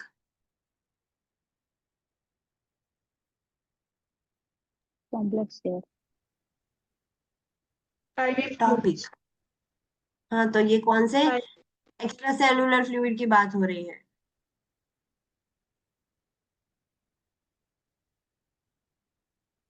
Intravenous मतलब extra cellular. Yes, intravascular fluid की बात हो रही है. सो एग्जाम में ऐसा लिख कर आए कि extracellular fluid compartment, so you have to understand they are talking about intravascular. Understand? Confuse मत होना. वो इंट्रावेस्कुलर भी लिख सकते हैं, एक्स्ट्रा सेल्यूलर भी लिख सकते हैं. इंट्रावेस्कुलर मतलब सेल्स के तो बाहर ही है. सो ये चीज याद रखना. अंडरस्टैंड? Got it? यस. हाँ. सो ये भूल मत जाना. सो यहाँ पर पूरी ये टेबल में एक्स्ट्रा सेल्यूलर फ्लूइड होगा. सो जब भी एक्स्ट्रा सेल्यूलर वर्ड आए, थिंक ऑफ इंट्रावेस्क्यूलर. या तो आपके नोट्स बनाओ तो डायरेक्टली इंट्रावेस्क्यूलर लिख के बनाओ, बट ये चीज कंफ्यूज नहीं होनी है कि कौन से टाइप की, कौन से कंपार्टमेंट की बात हो रही है. सो 0.9% आइसोटोनिक सॉल्यूशन होता है, एंड उसका यूज क्या है? इंट्रावेस्कुलर फ्लूइड डेफिशिएंसी हो या फिर एक्स्ट्रा सेल्यूलर फ्लूइड डेफिशिएंसी हो, both is the same. So extracellular fluid deficits in the client with low serum levels of sodium and chloride and metabolic acid base imbalances हो, उसमें हम 0.9% NS देते हैं. जब ऑलरेडी वो पर्सन को fluid and electrolyte की डेफिशिएंसी हो, सोडियम एंड क्लोराइड लो हो, तब हम NS दे सकते हैं. एसिड बेस का इम्बैलेंसेस हो तो उसके करेक्शन में भी हम NS दे सकते हैं. इट इज यूज्ड बिफोर और after infusion of blood products. Yes, blood products के साथ भी आईवी फ्लूइड देते हैं. The best is NS. NS हम दे सकते हैं before transfusion, after transfusion, during transfusion भी हम उसके साथ दे सकते हैं NS. उसके यूज है. नेक्स्ट इज रिंगर्स लैक्टेट और लैक्टेटेड रिंगर LRRL. वो भी आइसोटोनिक सॉल्यूशन है. उसको कब दिया जाता है? जब एक्स्ट्रा सेलुलर फ्लूइड एफिशिएंसी हो, such as fluid loss from burns. Burns में दे सकते हैं, ब्लीडिंग हुआ है उसमें दे सकते हैं, dehydration from the loss of bile और डायरिया. तब आपने देखा होगा जो डायरिया और ऐसे वाले पेशेंट होते हैं, डॉक्टर्स उसमें RL देते हैं. NS की जगह ये देंगे तो ज्यादा इफेक्ट होगा. बर्न्स में, ब्लीडिंग में, डिहाइड्रेशन हुआ है due to diarrhoea and due to loss of bile, तब हम RL देते हैं. Okay. Next solution is D5W, that is 5% dextrose in water. ये कौन से टाइप का सॉल्यूशन है, कोई मुझे बताएगा? D5W कौन से टाइप का सॉल्यूशन है? आइसो, हाइपर, हाइपो, कौन सा है? Any idea? Hypertonic. Hyper. Hypertonic. Okay. Okay, another students, D5W कौन से टाइप का सॉल्यूशन है? both isotonic and hypotonic. Hypo कि हाइपर? Ma'am Hypotonic. એવું જ કે જે આપણે એડમિનિસ્ટર આઇસોટોનિક કરીએ બટ એ બોડીમાં જઈને હાઇપોટોનિક થઈ જાય એવું. यस, हाँ. सो D5W एक ऐसा सॉल्यूशन है जब पैकेट फॉर्म में होता है, बाहर हमारे पास है, तब हम उसको कंसिडर करेंगे आइसोटोनिक. जब एडमिनिस्टर कर रहे हैं तभी भी वो अभी तो आइसोटोनिक है, बट जैसे जैसे वो बॉडी में जाएगा वो हाइपोटोनिक हो जाएगा. क्यों ऐसा होता है? बिकॉज इसके अंदर डेक्सट्रोज है. जैसे ही आपने आईवी वेन्स के अंदर ये D5W एडमिनिस्टर किया, जो ग्लूकोज है वो फटाफट मेटाबोलाइज हो जाएगा, सारे सेल्स ग्लूकोज यूज कर लेंगे. सो फिर उसमें तो सिर्फ पानी ही रह जाएगा. सो कॉन्सेंट्रेशन कम हो जाएगा वेसल्स में. So it is a type of solution during administration. At the time of administration in a packet form वो isotonic solution है, but administer हो जाने के बाद वो hypotonic हो जाता है. Let's study this. D5W is an isotonic solution at the time of administration. Within short time after administration, dextrose is metabolized and the tonicity decreases. मतलब concentration कम हो जाएगा in proportion to the osmolarity या concentration of the non-dextrose compartment, that is the electrolytes within the water, and it may become hypotonic. सारा जो glucose है वो use हो गया. अभी वो पानी हमने जो भी दिया है आईवी फ्लूइड, उसके अंदर ग्लूकोज रहा ही नहीं, वो सब मेटाबोलाइज हो गया, सो सिर्फ पानी रह गया, सो वो हाइपोटोनिक हो गया. अंडरस्टैंड? Yes. उसका यूज क्या है? जब D5W का भी यूज करते हैं, it replaces the deficits of total body water. पूरी बॉडी में like they are not only intravascular space, extracellular intracellular fluid भी लॉस हो गया है, सेल्स भी श्रिंक हो गए, मतलब पूरा टोटल बॉडी वाटर डेफिशिएंसी हुई है, तब हम ये D5W देते हैं. Not used alone to expand the extracellular fluid volume because dilution of electrolytes can occur. सिर्फ अकेला D5W से हम ऐसा नहीं कर सकते कि इंट्रावेस्कुलर फ्लूइड कम हो गया है, डिहाइड्रेटेड है तो हम दे दे चलो. नो, ऐसा सिर्फ अकेला नहीं दिया जा सकता, बिकॉज उससे क्या होगा, वो तो हाइपोटोनिक हो जाएगा. सो हाइपोटोनिक हो जाएगा तो और जो पानी सिर्फ दे रहे हैं हम, तो और सारे इलेक्ट्रोलाइट्स डाइल्यूट हो जाएंगे. सिर्फ पानी है, वाटर है, नॉट NS. नॉर्मल सलाइन होगा तो उसके अंदर सोडियम एंड क्लोराइड भी होगा, अदर इलेक्ट्रोलाइट्स भी होंगे, but it is simply water. Sterile water जैसा होता है ना, सेम वैसा होता है, उसके अंदर सिर्फ डेक्सट्रोज है. सो अगर हम दे देंगे, डेक्सट्रोज मेटाबोलाइज हो जाएगा तो सिर्फ पानी रह जाएगा, एंड जो भी वेसल्स के अंदर इलेक्ट्रोलाइट्स है वो और डाइल्यूट हो जाएंगे. सो ये चीज ध्यान रखना है. Next is dextrose 5% in 0.2 to 5% NS. मतलब 5% D in 0.2 to 5% NS है, वाटर नहीं है. तो ये कौन सा सॉल्यूशन होगा?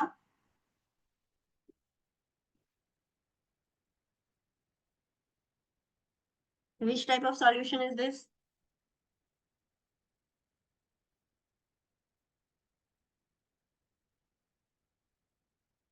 Okay, let me tell you. It is isotonic at the time of administration. But within a short time after administration, dextrose is metabolized similarly like D5W, and the tonicity decreases in proportion to the osmolarity or the tonicity of non-dextrose component within the water, and it may become hypertonic. Why hypertonic? Same है, लिखा हुआ same है, but ये hypotonic हो जाता है, ये hypertonic हो जाता है, क्यों?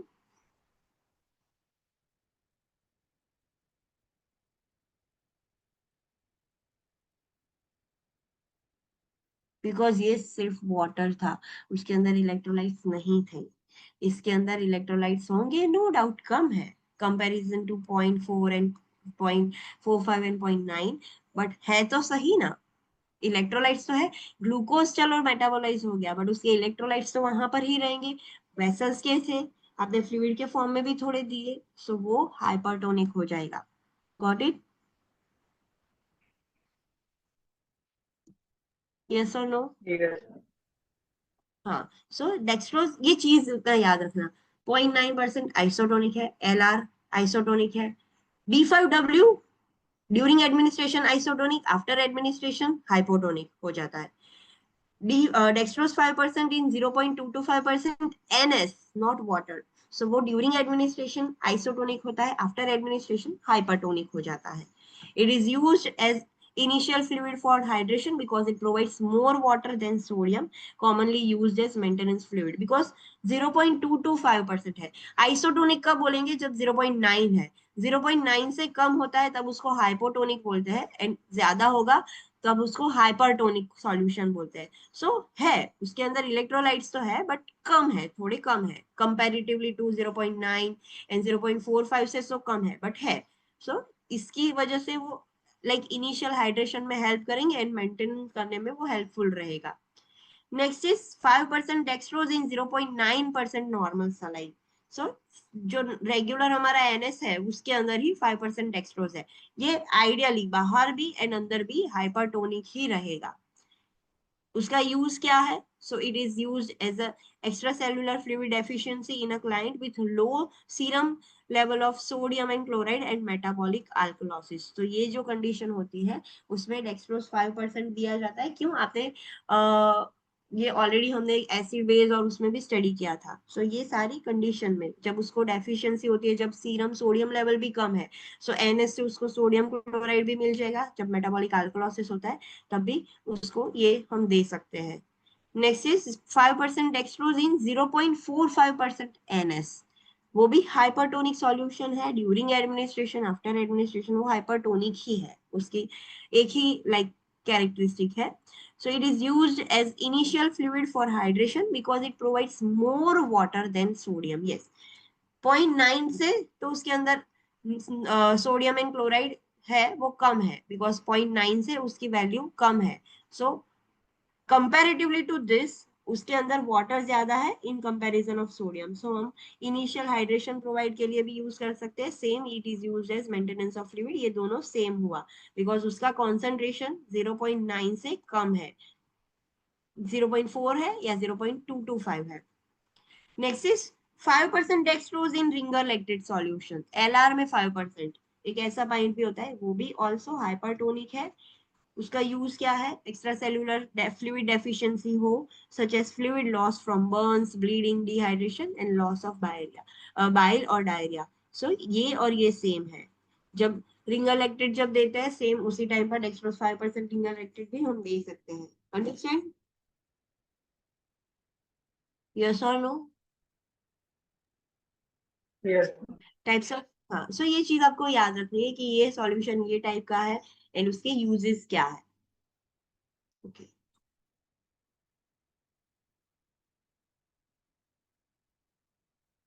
नाउ जो हमने ऑलरेडी उसमें स्टडी किया था F1 में, वो स्टडी करेंगे। Isotonic solution, it have a same osmolality concentration as the body fluids, it increases the intracellular fluid volume, हम आईवी में देंगे तो उसका वॉल्यूम इंक्रीज होगा. Do not enter the cell because no osmotic force exist to shift the fluid. Same है सब जगह कॉन्सेंट्रेशन, तो कोई भी मूवमेंट नहीं होगी, वो सेल के अंदर नहीं जाएगा, जो वेसल्स में दिया है उतना वेसल्स में ही रहेगा, कहीं पर भी शिफ्ट नहीं होगा. Next is hypotonic. These are more dilute solution and have low concentration than body fluids. It causes the movement of water into the cell by osmosis because blood vessels में concentration कम है, surrounding cells में concentration ज्यादा है, वहां पर electrolytes comparatively ज्यादा है, यहाँ पर diluted है. So पानी move होगा, not the electrolytes. पानी मूव हो जाएगा from vessels to the cells, water move होगा. Should be administered slowly to prevent the cellular oedema. अगर आप रैपिडली दे दोगे हाइपोटोनिक सॉल्यूशन तो इमीडिएटली सारा फ्लूइड शिफ्ट होके सेल्स में चला जाएगा, सेलुलर एडिमा हो जाएगा. सो स्लोली एडमिनिस्टर करना पड़ता है. Next is hypertonic solution. Hypertonic solutions are more concentrated solutions and have higher concentration than body fluids. It causes movements of water from the cells into the extracellular fluid by osmosis. अभी concentration की बात हो तो vessels के अंदर concentration ज्यादा, electrolyte ज्यादा है, and जो surrounding tissues है उसमें electrolyte कम है comparatively देखे तो, so वहां से सारा पानी move होके vessels में आ जाएगा. So hypertonic solution में ऐसे move होता है. Colloids.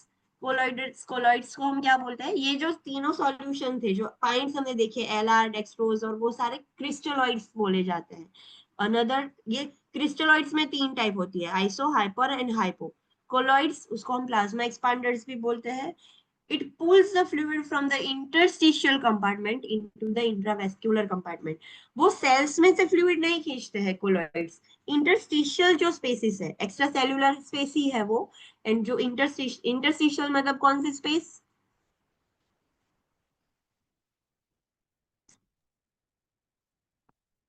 इंटरस्टिशियल थर्ड स्पेस, दो सेल्स के बीच की जो स्पेस होती है वो.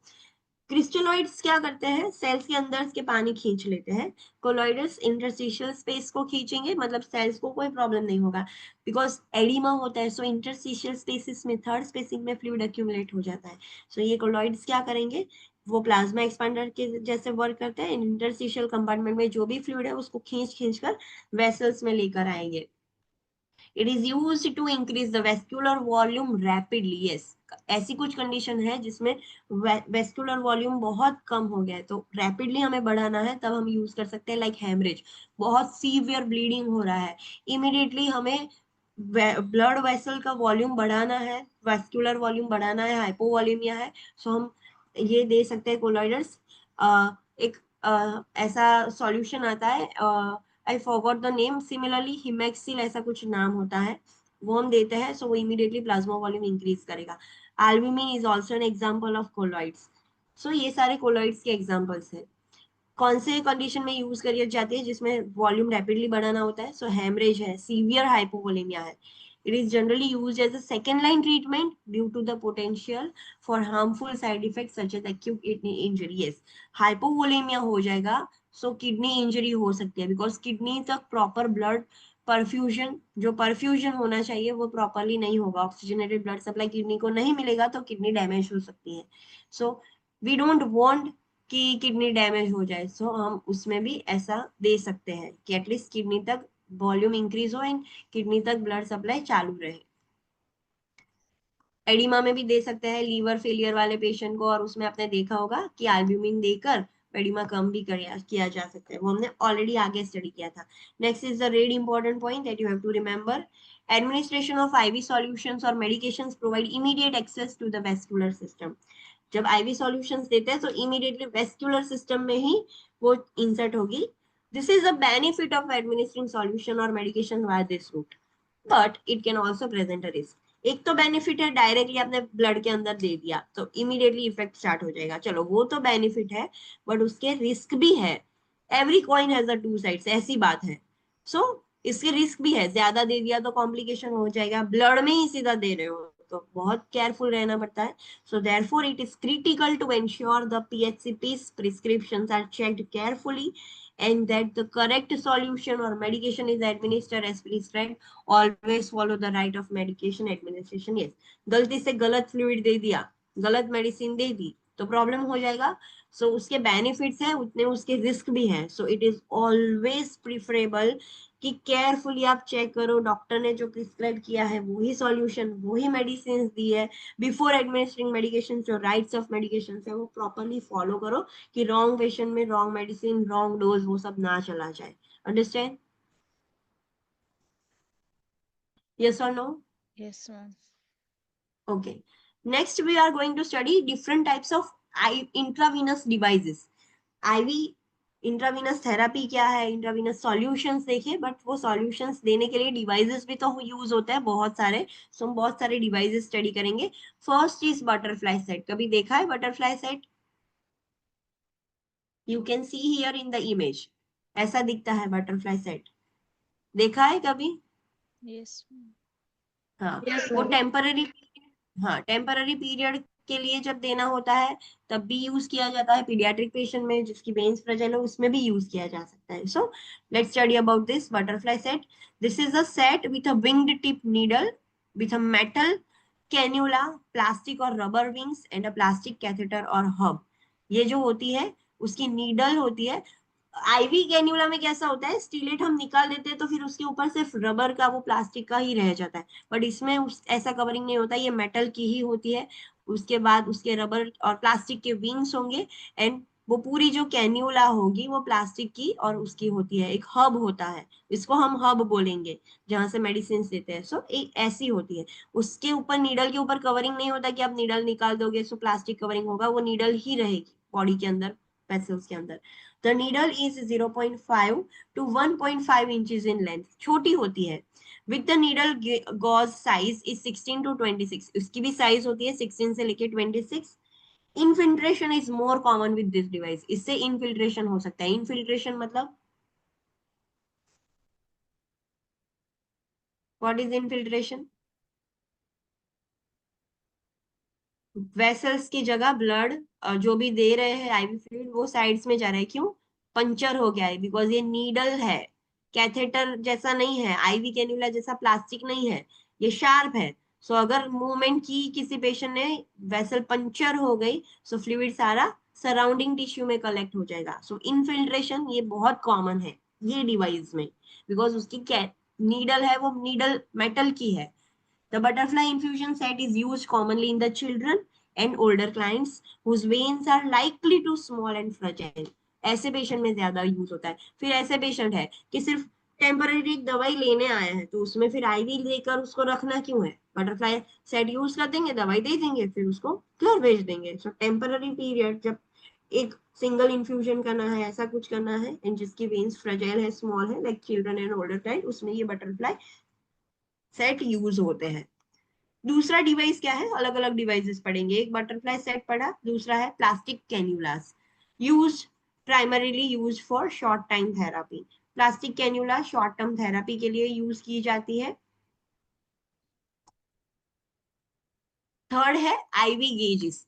आईवी हमने देखी होगी, अपने हॉस्पिटल में बहुत सारे आईवीज आते हैं, तो उसके अलग अलग गेज होते हैं। You can see here in the figure 14 से लेके 26 तक आता है, इसमें सिर्फ 24 तक ही मुझे मिला, तो 26 भी आता है। 26 का कलर कौन सा होता है?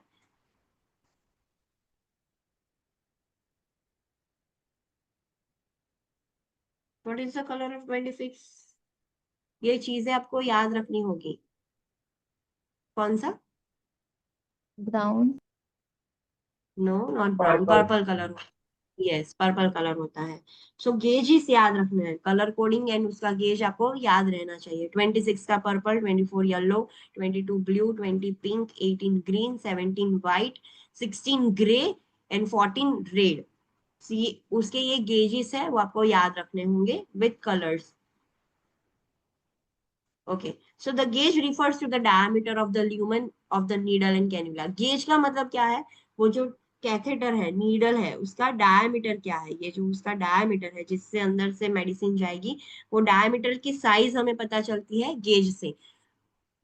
चलो मुझे बोलो, ये 24 है एंड ये 14 है, किसका डायमीटर ज्यादा होगा? 14 का ज्यादा होगा कि 24 का?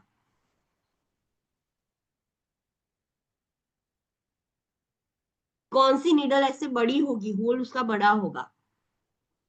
14। 14. All other students? Yes, 14 count.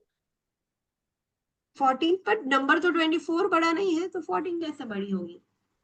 આમાં ઉલટું હોય જે નંબર વધારે એનું ડાયામીટર ઓછો. अच्छा Yes. So remember this thing, don't get confused.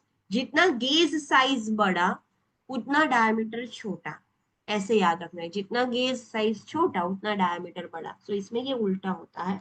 सो ये गेज से उसकी साइज पता चलती है। The smaller the gauge number the larger the diameter. जितना नंबर छोटा उतना डायमीटर बड़ा। And the larger the gauge number the smaller the diameter. जितना नंबर बड़ा उतना डायमीटर छोटा। The size of the gauge used depends on the solution to be administered and the diameter of the available vein. हम कौन सी size decide कर रहे हैं कि ये ये डिपेंड करता है कि आपको कौन सा सॉल्यूशन देना है। फॉर एग्जांपल ब्लड देना है तो कंपलसरीली 18 ही यूज करेंगे। फिर ब्लड देना है बट पेशेंट की वेन्स ही पतली पतली है, 18 आएगी ही नहीं, तो फिर 18 दे ही नहीं सकते। जो साइज कौन सी सिलेक्ट करनी है वो किस पर डिपेंड करता है कि कौन से टाइप का सॉल्यूशन आप यूज कर रहे हो। एंड पेशेंट की अवेलेबल जो वेन है उसका भी डायमीटर कैसा है, बड़ी वेन है छोटी है, तो उस पर डिपेंड करेगा। लार्जर डायमीटर ल्यूमेंस मतलब smaller gauge number allows a high fluid rate than the smaller diameter lumen and allows the administration of high concentration of solution. Yes, जितना लार्ज डायमीटर वाला आप आईवी कैनुला सिलेक्ट करोगे, मतलब smaller gauge वाला 14, 8, 16, 17, 18 वाला, सो उससे आप ज्यादा फ्लूइड दे सकते हो comparatively to small diameter and high concentration solution आप दे सकते हो, ज्यादा दे सकते हो। For rapid and emergency fluid administration, blood products, anaesthetics in a pre-operative and post-operative client, larger diameter lumens are used such as 16 और 18। जब ऐसी कोई सिचुएशन है कि हमें रैपिडली फटाफट फ्लूइड देना है, फिर ब्लड प्रोडक्ट देना है, एनेस्थेटिक्स मेडिकेशन देनी है, तो ये सारी चीजों में लार्जर डायमीटर ल्यूमेन वाली ही यूज होती है, लाइक 16 और 18। 18 इज द आइडियल। अगर 18 नहीं है तो 16 वाली ग्रे भी यूज कर सकते हैं, 17 भी यूज हो सकती है, 16 से 18 तक की यूज कर सकते हो। For peripheral fat immersion like lipid infusion करना है तो उसमें 20 to 22 गेज की लगेगी, उसमें वो कैनुला यूज होती है, छोटी वाली। And for standard IV fluid and clear liquid medications, ideally हर पेशेंट में हर आईवी फ्लूइड हर मेडिसिन कौन से में दिया जाता है 22 to 24। In India we always select 20 gauge needle, ideally सब में 20 ही सिलेक्ट करते हैं।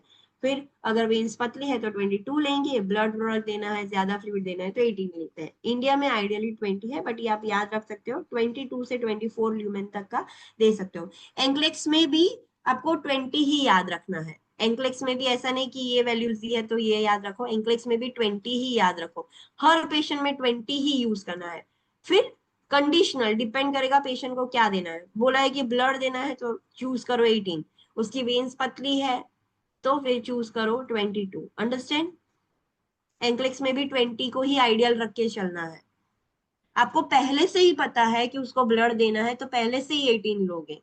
अगर आपने 20 की ले ली है, बाद में जरूरत पड़ी ब्लड देने की, तो फिर से लोगे आप 18 की।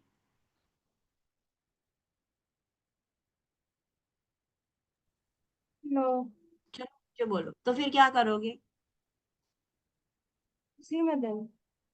20 में देंगे। यस, हमें पहले से ही पता है कि उसको ब्लड की जरूरत है तो फिर 20 की नहीं लेंगे, फिर 18 की ही लेंगे। पर हमें पता नहीं था और अचानक से ब्लड की जरूरत पड़ी और 20 की ली हुई है, सो अनदर पंचर करने की जरूरत नहीं है, 20 में से दे दो। आपने पहले से 22 ली है एंड फिर ब्लड ट्रांसफ्यूजन की जरूरत पड़ी तो फिर क्या करोगे? 22 में से ही दे देंगे।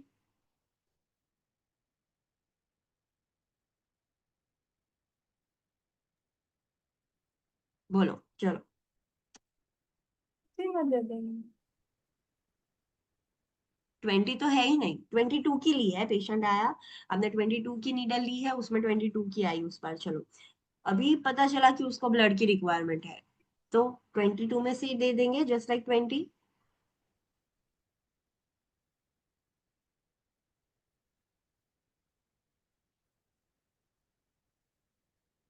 बोलो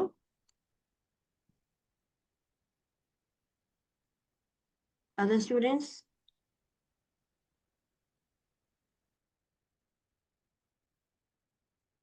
जस्ट लाइक 20 में से आंसर तो करो, यस और नो। 22 में से ही देंगे ब्लड कि अनदर पंचर करेंगे?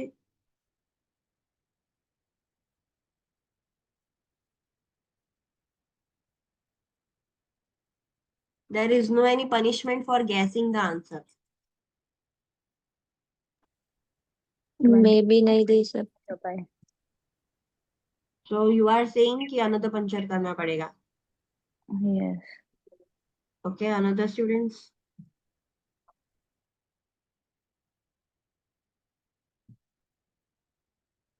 You are taking too long to answer. Answer तो करो, वरना ये चैप्टर 15 नहीं 20 डेज में खत्म होगा ऐसे आप आंसर करोगे तो.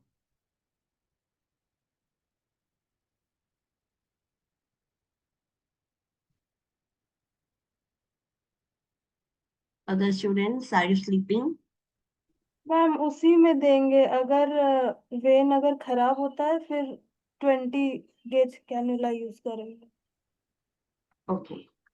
So correct answer is we have to do the another puncture. 22 में से ब्लड नहीं दे सकते, वो नहीं जा पाएगा इतना इजीली, वो थिक होता है, विस्कस होता है कंपैरेटिवली टू आईवी फ्लूइड्स.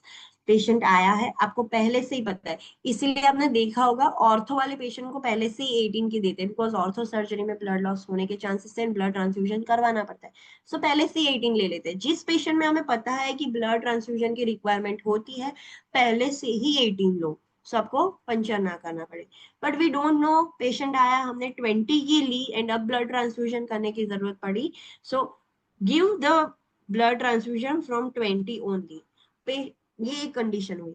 दूसरी कंडीशन, पेशेंट आया, उस बार 22 की नीडल आ गई, चलो डिहाइड्रेटेड था कुछ भी था, सो 22 की नीडल आई और आईवी आई एंड फिर अभी ब्लड ट्रांसफ्यूजन की जरूरत पड़ी, तो 22 से हम नहीं दे सकते, आपको दूसरा पंचर करना होगा.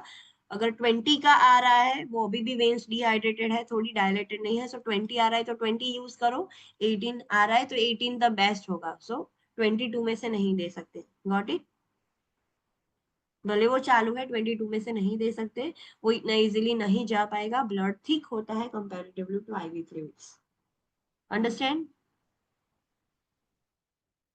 और ऐसे क्वेश्चंस आएंगे, सो आपको क्वेश्चन केयरफुली समझना है कि पेशेंट की सिचुएशन क्या है, depending on that you have to select the answer. ये कंडीशनल क्वेश्चंस है, सो ये चीजें याद रखनी है. सो 20 हमारे लिए आइडियल है, कुछ भी प्रॉब्लम नहीं है, कुछ नहीं है, ना ब्लड देना है ना ऐसा कुछ है, तो 20 बेस्ट है, 20 सिलेक्ट करो.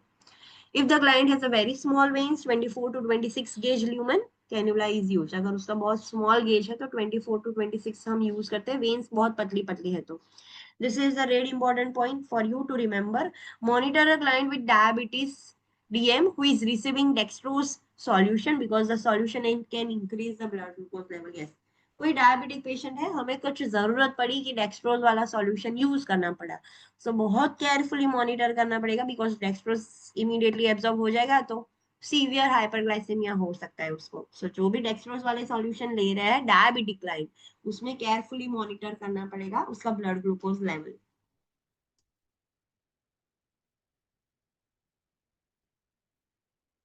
Okay, next is IV containers. IV containers मतलब ये सारे डिवाइसेस और उसमें ये सब चीजें हैं. अभी हम हॉस्पिटल की चीजें पढ़ने वाले हैं, सारी चीजें. आईवी कंटेनर्स मतलब पाइंस जो यूज करते हैं वो, उसकी बात हो रही है. सो कंटेनर्स यूजुअली प्लास्टिक के होते हैं and some are glass containers. Glass containers कभी देखे होते हैं? Yes ma'am. कहाँ होते हैं? मैम सोडियम क्लोराइड में ग्लास कंटेनर, कैल्शियम के भी ग्लास कंटेनर होते हैं ना मैम. एल्ब्यूमिन के, फिर 3% NS होता है हाइपरटोनिक, उसके भी ग्लास कंटेनर्स आते हैं. डायरेक्टली हम पाइंट ऐसे ग्लास का ही बॉटल होता है कनेक्ट करते हैं. सो जो कंटेनर्स होते हैं वो प्लास्टिक के, जो रेगुलर पाइंट्स होते हैं वो प्लास्टिक के होते हैं, बाकी के ग्लास के भी आते हैं. Squeeze the plastic bag to ensure the intact or assess the glass bottle for any cracks before hanging. लटकाने से पहले, स्टैंड पर लटकाने से पहले अगर प्लास्टिक का है तो उसको दबा के देखो, कहीं से भी ऐसे पानी निकल रहा है उसका मतलब वो इंटेक्ट नहीं है. ऐसा यूज नहीं कर सकते। एंड ग्लास वाला यूज कर रहे हो तो पहले चेक करो कहीं पर क्रैक तो नहीं है, अगर है तो हम लटका नहीं सकते, वो यूज नहीं कर सकते। In most agencies the pharmacy departments prepares the solution containing medications. In some situation the nurse needs to reconstitute the medication.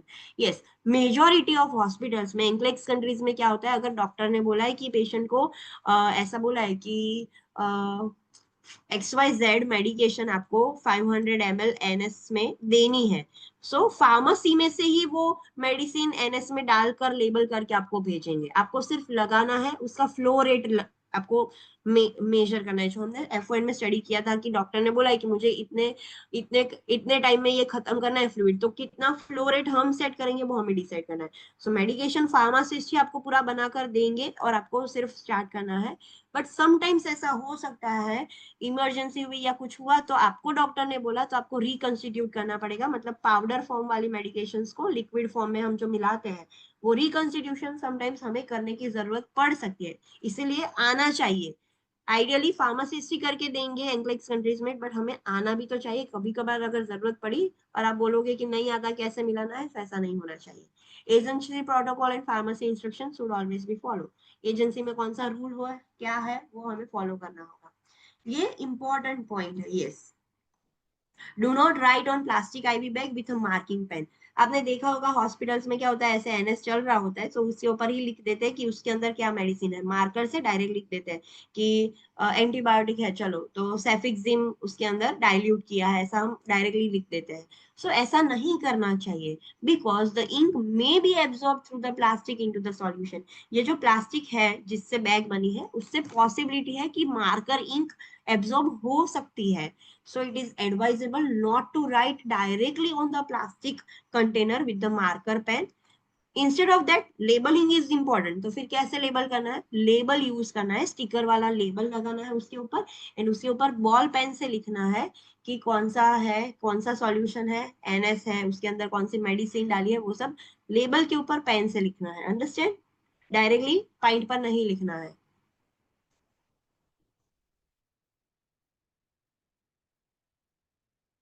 Okay, next is IV tubings. Tubings तो आपने देखी है, पूरी जो आईवी सेट होता है उसको आईवी ट्यूबिंग्स बोलते हैं, उसके पार्ट्स है। सो आईवी ट्यूबिंग में क्या चीजें होती है, स्पाइक होता है, स्पाइक मतलब जो पाइंट के अंदर हम इंसर्ट करते हैं आगे वाला, फिर spike at the end of the bag और बॉटल, ड्रीप चैम्बर होगा, रोलर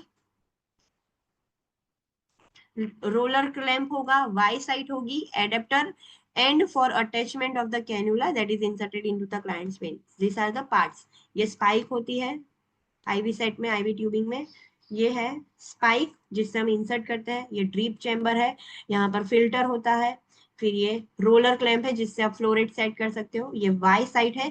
अगर अनदर ट्यूबिंग ऐसे आप देख सकते हो, इसमें कैसा अलग दूसरा पीगी बैग लगाया है तो यहाँ से हम कनेक्ट कर सकते हैं, मेडिसिन भी यहाँ से दे सकते हैं। ये जो वाई सेट है वहां से मेडिसिन भी दे सकते हैं directly.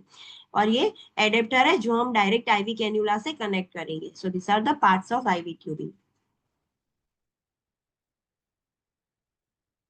Okay, shorter secondary tubing is use for piggy bag. जो वाई जो कनेक्टर था उसमें जो शॉर्टर जो एक एक्स्ट्रा ट्यूबिंग जैसा था वो किसके लिए यूज होता है, it is use for piggy bag solution connecting them to the injection site nearest to the drip chamber, figure 70.2। ये जो दूसरी फिगर है आपने उसको देखा, ये जो छोटा एक्स्ट्रा पोर्शन था जो वाई साइड पर, वो किसके लिए यूज होता है, जब हमें पीगी बैग लाइक ऑक्सीटोसिन और ऐसे मेडिकेशन है कि हमें अनदर बैग से देनी है, सो दोनों ऐसे मिक्स होकर जाएगा, सो उसमें हम ये यूज कर सकते हो, उसको इसके लिए ही बनाया गया होता है। Special tubings is use for medication that absorbs into plastic. check specific medication administration guidelines when administering IV medication. Yes, कुछ मेडिसिन ऐसी होती है लाइक वो एब्जॉर्ब हो जाती है प्लास्टिक में, और ऐसा कुछ होता है। मैंने तो अभी ऐसी कोई मेडिसिन देखी नहीं है कि जो हम ये नॉर्मल आईवी सेट से ना दे पाए, बट ऐसी कुछ मेडिकेशंस होती है, ऐसा इंक्लेक्स बोल रहे हैं। सो ऐसी मेडिकेशंस के लिए हमें स्पेशल टाइप की आईवी ट्यूबिंग्स यूज करनी पड़ेगी, आईवी सेट यूज करना पड़ेगा। सो इट इज ऑलवेज एडवाइजेबल कि जो मेडिसिन आप दे रहे हो उसके पीछे उसकी गाइडलाइंस पढ़ो कि मेडिसिन के लिए कुछ स्पेशल आईवी सेट यूज करना है कि नहीं। Vented and non vented tubings are also available. Yes, आपने देखा होगा हमारी हॉस्पिटल में हमने जो कॉमनली यूज किया है ऐसा वेंटेड यूज किया है। ये खोल देते हैं तो एयर बबल्स जो एयर ट्रैप होता है वो नहीं होगा। ये नॉन वेंटेड है, यहाँ पर कुछ भी नहीं है, एंड ये वेंटेड है। सो वेंटेड नॉन वेंटेड दोनों टाइप के आईवी सेट्स आते हैं। दिस इज द फिल्टर, ये फिल्टर है व्हाइट कलर का आप देख रहे हो। सो वेंटेड एंड नॉन वेंटेड दोनों टाइप के आईवी सेट्स आते हैं, आईवी ट्यूबिंग्स आते हैं। A vent allows the air to enter the IV container as the fluid leaves. वो वेंटेड आपने देखा होगा इंडियन प्रैक्टिसेस में क्या होता है कि जो स्टाफ होता है वो होल कर देते हैं आईवी पाइप में। होल क्यों करते हैं? ड्यू टू द वो अंदर नेगेटिव प्रेशर हो जाता है, उसकी वजह से जो आईवी फ्लूइड है वो जा नहीं पाता, अंदर एयर ट्रैप हो गई है जिसकी वजह से वो जाने नहीं देता आईवी फ्लूइड। सो वो एयर रिमूव करने के लिए पंचर कर देते हैं, but that is the worst practice. हम पंचर नहीं कर सकते बिकॉज उसके अंदर से बैक्टीरिया जाएंगे। सो ये एयर वेंट उसके लिए ही है। अगर आप एयर वेंट खोल दोगे सो वो एक्स्ट्रा एयर है वो वहां से निकल जाएगी, एंड पानी जो आईवी फ्लूइड्स है वो रेगुलरली चला जाएगा, जो ब्लॉक हो जाता है वो नहीं होगा। A vented adapter can be used to add a vent to a non-vented IV tubing. Yes, अगर आपका आईवी सेट है वो नॉन वेंटेड है तो उसके लिए एक एक्स्ट्रा डिवाइस भी आता है वेंटेड एडेप्टर, कि जो वेंट ऐड कर सकता है आईवी ट्यूबिंग्स में, तो वो भी यूज कर सकते हैं हम। Use non vented tubings for flexible containers. Yes, जो फ्लेक्सिबल कंटेनर्स है, ऐसे जो हमारे हॉस्पिटल्स में होता है फ्लेक्सिबल कंटेनर्स, उसमें नॉन वेंटेड ट्यूबिंग्स यूज करो। Use vented tubings for glass or rigid plastic container to allow the air to enter and displace the fluid as it leaves. Yes, आपने देखा होगा एल्ब्यूमिन और वैसे ग्लास के होते हैं तो उसमें तो फिर स्टाफ पंचर नहीं कर सकते, तो उसमें आपने देखा होगा कि वो लोग नीडल भराते हैं, जहां रबर स्टॉपेज होता है वहां पर एक नीडल भरा कर रखते हैं। सो ऐसे ग्लास के और रिजिड कंटेनर्स है उसमें तो एयर कंपलसरी आपको निकालनी होगी, तो उसमें कंपलसरी वेंटेड ट्यूबिंग का ही यूज करना पड़ेगा। The fluid will not flow from the rigid IV container unless the air that is vented. जब तक वो एयर एक्स्ट्रा एयर बाहर नहीं निकलेगी तब तक वो एक बूंद भी आगे नहीं बढ़ पाएगा due to that air. Extension tubing, this is the really important point for you to remember. Extension tubing can be added to an IV tubing set to provide extra length to the tubing. Yes, आपने देखा है extension tubing होता है, extension set देखा है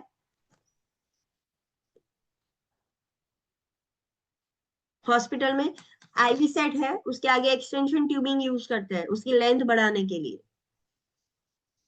उससे उसके ऊपर फ्लो मीटर भी होता है, हम फ्लो रेट भी ऐसे सेट कर सकते हैं घुमाकर, देखा है? व्हाइट कलर का होता है, ब्लू कलर का भी आता है ऐसे गोल। यस और नो? यस। हाँ, सो वो भी हम यूज कर सकते हैं to provide the extra length to the tubing. Add extension tubing to the IV tubing set for children who are restless or client who have special mobility needs. Yes, extension कब use करना है? ऐसे child है जो restless है, बार बार ऐसे हाथ move कर रहे हैं, ऐसा कुछ कर रहे हैं, तो छोटी ट्यूबिंग ऐसे खींच कर निकल जा सकती है। सो ऐसे पेशेंट्स में एक्सटेंशन ट्यूबिंग यूज करना पड़ेगा। ओके, ये ड्रिप चैम्बर्स देख लेते हैं फिर हम खत्म कर देंगे। सो ड्रिप चैम्बर्स आपने जो देखा आईवी सेट्स में ड्रिप चैम्बर्स होते हैं। सो वो दो टाइप के आते हैं, macro drip chamber and micro drip chamber. What do you mean by macro and micro drip chamber? Macro drip micro drip का मतलब क्या?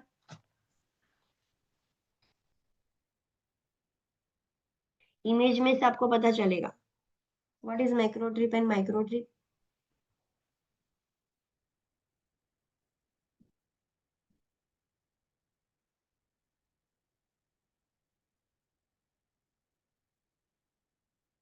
No idea? Okay, tell me. Albumin देते वक्त कॉमनली हम हॉस्पिटल में वो देते हैं, कोलॉइड्स में एल्ब्यूमिन ज्यादा यूज होता है। एल्ब्यूमिन देते वक्त हम जो रेगुलर आईवी फ्लूइड्स में पाइंट यूज करते हैं वैसा यूज करते हैं? No, micro drip. तो माइक्रो ड्रिप कैसा होता है वो अंदर से? ये जो होता है आपने देखा होगा, नॉर्मल जो आईवी ट्यूबिंग्स होते हैं ये प्लास्टिक का होता है जहां से ड्रॉप्स गिरते हैं। एल्ब्यूमिन में जो यूज करते हैं वो कैसा होता है? उसके अंदर का ये कैसा होता है? मेटल નું હોય છે ને ઉપર। हाँ, पतला नीडल जैसा, मेटल जैसा होता है। उसमें से छोटी छोटी ड्रॉप्स गिरेंगे, जब हमें बहुत स्लोली देना होता है तब हम माइक्रो ड्रिप चैम्बर यूज करते हैं। रेगुलर जो आईवी ट्यूबिंग्स होते हैं वो मैक्रो ड्रिप वाले होते हैं जिसमें से बड़े बूंद जाएंगे। तो chamber is used if the solution is thick और टू बी इन्फ्यूज्ड रैपिडली। जब सॉल्यूशन थिक हो, हमें फटाफट देना होता है, तब हम मैक्रो ड्रिप यूज करते हैं, जो आइडियली आईवी फ्लूइड्स में देते हैं। The drop factor varies from 10 to 20 drops per ml depending on the manufacturer. आप कभी फ्री हो तो देखना, हर आईवी ट्यूबिंग के पीछे उसका ड्रॉप फैक्टर लिखा होता है, मतलब कितने ड्रॉप्स गिरेंगे। इसमें लिखा है कि 10 to 20, हम चलो 20 गिने, एवरेज निकालते हैं, चलो 15, आइडियली सबका 15 होता है। सो 15 ड्रॉप पर ml, मतलब 15 ड्रॉप्स के अंदर गिरेंगे, 1 2 3 4, तब 1 ml बनेगा। Understand what is drop factor? 15 बूंद गिरेंगे तब 1 ml पानी निकलेगा, उसके अंदर फ्लूइड निकलेगा। पता चला? Yes ma'am. गॉट इट और नॉट? यस। हाँ, सो ये ड्रॉप फैक्टर डिपेंड वेराई करता है मैन्युफैक्चरर जिसने बनाया है आईवी सेट, उसके अकॉर्डिंग ड्रॉप फैक्टर अलग अलग होता है, बट आइडियली 10 से 20 के अंदर ही होगा, ना 10 से कम ना 20 से ज्यादा। सो इतना ही होता है, बट हमें ऑलवेज चेक करना होता है। एवरेज 15 ही सब में गिनते हैं कि 15 है drop factor. Read the tubing package to determine how many drops per ml are delivered. हमें पता करना है कि इसका ड्रॉप फैक्टर क्या है, तो उसका पैकेज पीछे उल्टा कर पढ़ लो कि इसका ड्रॉप फैक्टर क्या है, कितने ड्रॉप्स होंगे 1 मिलीलीटर में, सो पता चल जाएगा। Next is micro drip. It is normally the chamber has a short vertical metal piece, जिसको हम स्टीलेट बोलेंगे। इसमें मेटल होता है, जहां पर से ड्रॉप बनेगा वहां वो मेटल का होता है, उसमें छोटे छोटे ड्रॉप्स बनते हैं। So the chamber deliver 60 GTT पर ml, ये ड्रॉप फैक्टर है। 60 GTT पर ml मतलब what do you mean bye 60 GTT पर ml? 1 ml માં 60 ડ્રોપ જશે એમ? हाँ, सो 60 ड्रॉप्स गिरेंगे तब 1 ml बनेगा। सो इतने छोटे छोटे ड्रॉप्स होते हैं, बहुत स्लोली जाता है ये सॉल्यूशन। Read the tubing package to determine the drop factor. Ideally micro drip में 60 GTT होता है, बट फिर भी उसको पलटाकर पढ़ लेना है कि इसका ड्रॉप फैक्टर क्या है। Micro drip chambers are used if the fluid will be infused at the slow rate less than 50 ml per hour. जब बहुत स्लोली देना होता है हमें फ्लूइड, ऐसा फ्लूइड कि 1 घंटे में सिर्फ 50 ml ही देना है, तब फिर हम माइक्रो ड्रिप यूज करेंगे, बिकॉज उसमें बहुत छोटी छोटी बूंदे जाएगी और धीरे धीरे ही जाएगा। Or the solution that contains potent medication that needs to be titrated, such as critical care settings or a pediatric line. जब जिसको स्लोली देना हो तब भी माइक्रो ड्रिप यूज कर सकते हैं, और कुछ ऐसी मेडिकेशन है जो बहुत पोटेंट है। फॉर एग्जांपल हम देखते हैं कि पोटेशियम है, पोटेशियम मेडिकेशन इन्फ्यूजन से क्यों दिया जाता है, बिकॉज हम उसको बहुत स्लोली देना पड़ता है। सो कुछ ऐसी मेडिकेशन देनी है, पीडियाट्रिक क्लाइंट है जिसमें फ्लू रैपिडली नहीं दे सकते, तो उसमें भी आप माइक्रो ड्रिप यूज कर सकते हो। It is not ideally made for only albumin और कोलॉइड्स के लिए नहीं बना है, जो सॉल्यूशन फ्लो देना है उसमें भी आप यूज कर सकते हैं। Understand what is macro drip and micro drip?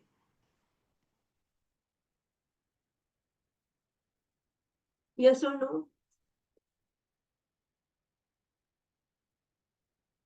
Okay, filters और वो सब हम कल से पढ़ी स्टडी करेंगे। आई विल नोटिफाई यू कि टुमारो देयर इज लेक्चर और नॉट। अगर नहीं होगा तो मैं आपको एडवांस में मैसेज कर दूंगी। Okay okay, let's do a quick revision. आज हमने क्या देखा? We have started new chapter that is complex care. उसमें फर्स्ट हमने देखा administration of IV fluids. IV fluids में उसके सब टॉपिक्स देखे कि what is IV therapy, types of solution क्या है, what is the red important point? Red important point क्या है?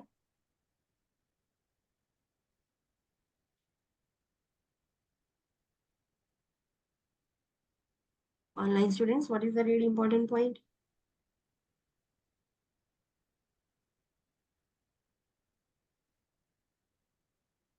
Can you hear me or not?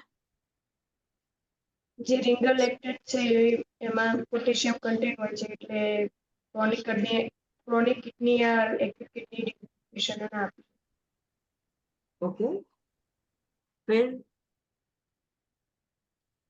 another thing. if severe liver disease कोई હોય તો એમાં ફોર્સેનરી આપી શકાય આપ હોય તો।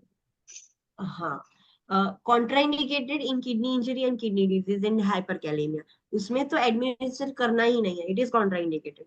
यस, लीवर डिजीज है तो कॉशियसली एडमिनिस्टर करना है, बहुत ध्यान रखना है, बिकॉज रीजन क्या है उसका पीछे का reason, liver plays important role in converting that lactate into the bicarbonate. Liver disease है तो वो मेटाबॉलिज्म अफेक्ट हो सकता है, इसको बहुत कॉशियसली देना है कि वो एक्सेस ना हो जाए, वो ध्यान रखना पड़ेगा। फिर हमने टाइप्स ऑफ सॉल्यूशन देखा, 0.9 आइसोटोनिक है, RL आइसोटोनिक है, D5W during administration isotonic, then hypotonic हो जाता है। D5 0.225 NS में आइसोटोनिक होता है, फिर हाइपरटोनिक हो जाता है। D5 0.9% NS, D5 0.45% NS and D5 in RL, ये सारे हाइपरटोनिक है। उसका यूजेस देखा जो कॉमन है वो आप इजीली याद रख सकते हो। Isotonic that is the best, कुछ भी मूवमेंट नहीं होगा, एसिड बेस इंबैलेंस में सब में दे सकते हैं। RL बर्न्स में, ब्लीडिंग में, डिहाइड्रेशन में, जब डायरिया वजह से और उसकी वजह से डिहाइड्रेशन हुआ है तब हम RL भी दे सकते हैं, 5% RL भी दे सकते हैं। दोनों ऐसे सिंपल मिक्स करके याद रखो। सो ये उसके हमने यूजेस स्टडी किए। फिर आइसोटोनिक सॉल्यूशन क्या है, हाइपोटोनिक क्या है, हाइपरटोनिक सॉल्यूशन क्या है, कोलॉइड्स क्या है, वो हमने स्टडी किया। What is the red important point?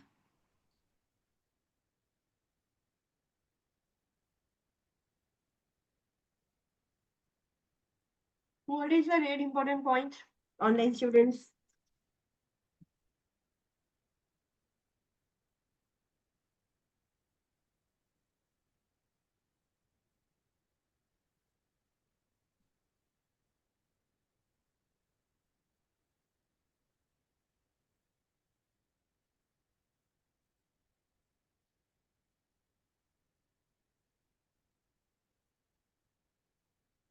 What is the red important point?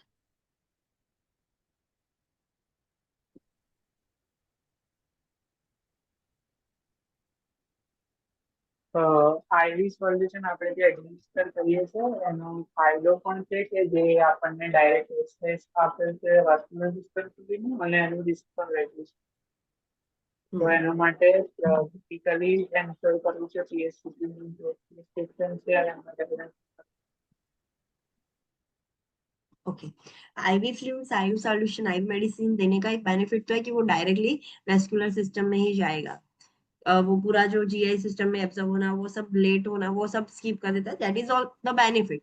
But उसका रिस्क भी है, अगर आप गलती से रॉन्ग मेडिसिन रॉन्ग पेशेंट में दे दोगे, रॉन्ग डोज दे दोगे तो प्रॉब्लम हो जाएगा। So therefore before giving any IV solution, IV medication, it is important to confirm the prescription, verify करना, चेक करना, करेक्ट सॉल्यूशन है, करेक्ट मेडिसिन है, करेक्ट पेशेंट है, मतलब जो सारे मेडिकेशन राइट्स है वो सब चेक करके ही देना है।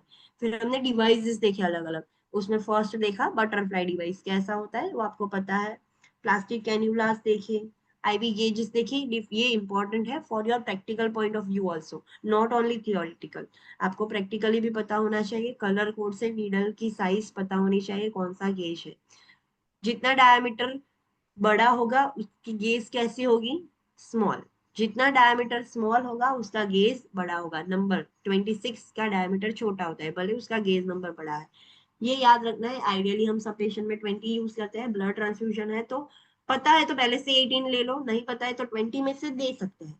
बट आपने 22 ली है और फिर पता चला है कि ब्लड देना है तो फिर नया पंचर करना ही पड़ेगा। We can not administer blood from 22 needle. What is the red important point?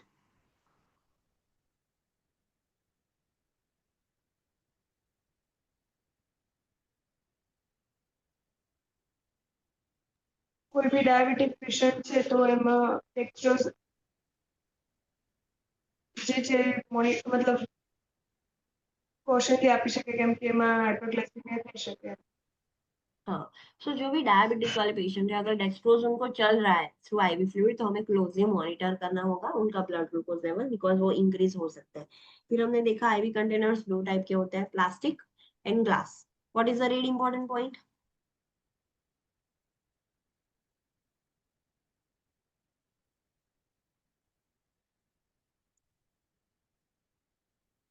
What is the red important point?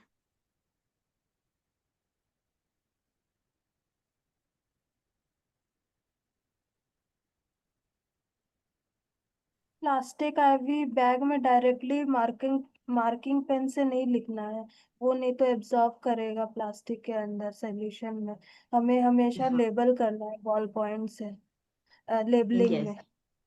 Yes, so directly आप मार्कर से पॉइंट के ऊपर नहीं लिख सकते कि ये मेडिकेशन है, because that are possibility of absorption into the medicine या solution. So what we can do, उसके ऊपर एक स्टिकर लेबल लगा दो और लेबल के ऊपर बॉल पेन से लिखना है। फिर हमने आईवी ट्यूबिंग्स देखी, उसके पार्ट्स देखे कि कैसे कितने पार्ट्स होते हैं। जो वाई साइड होती है वो क्यों होती है कि हम उसके अलग अनदर एक पिगी बैग उसके कनेक्ट कर सकते हैं। फिर वेंटेड और नॉन वेंटेड टाइप्स की ट्यूबिंग्स आती है, एक्सटेंशन आप यूज कर सकते हैं। वो रेड इंपॉर्टेंट पॉइंट क्या है रिलेटेड टू एक्सटेंशन?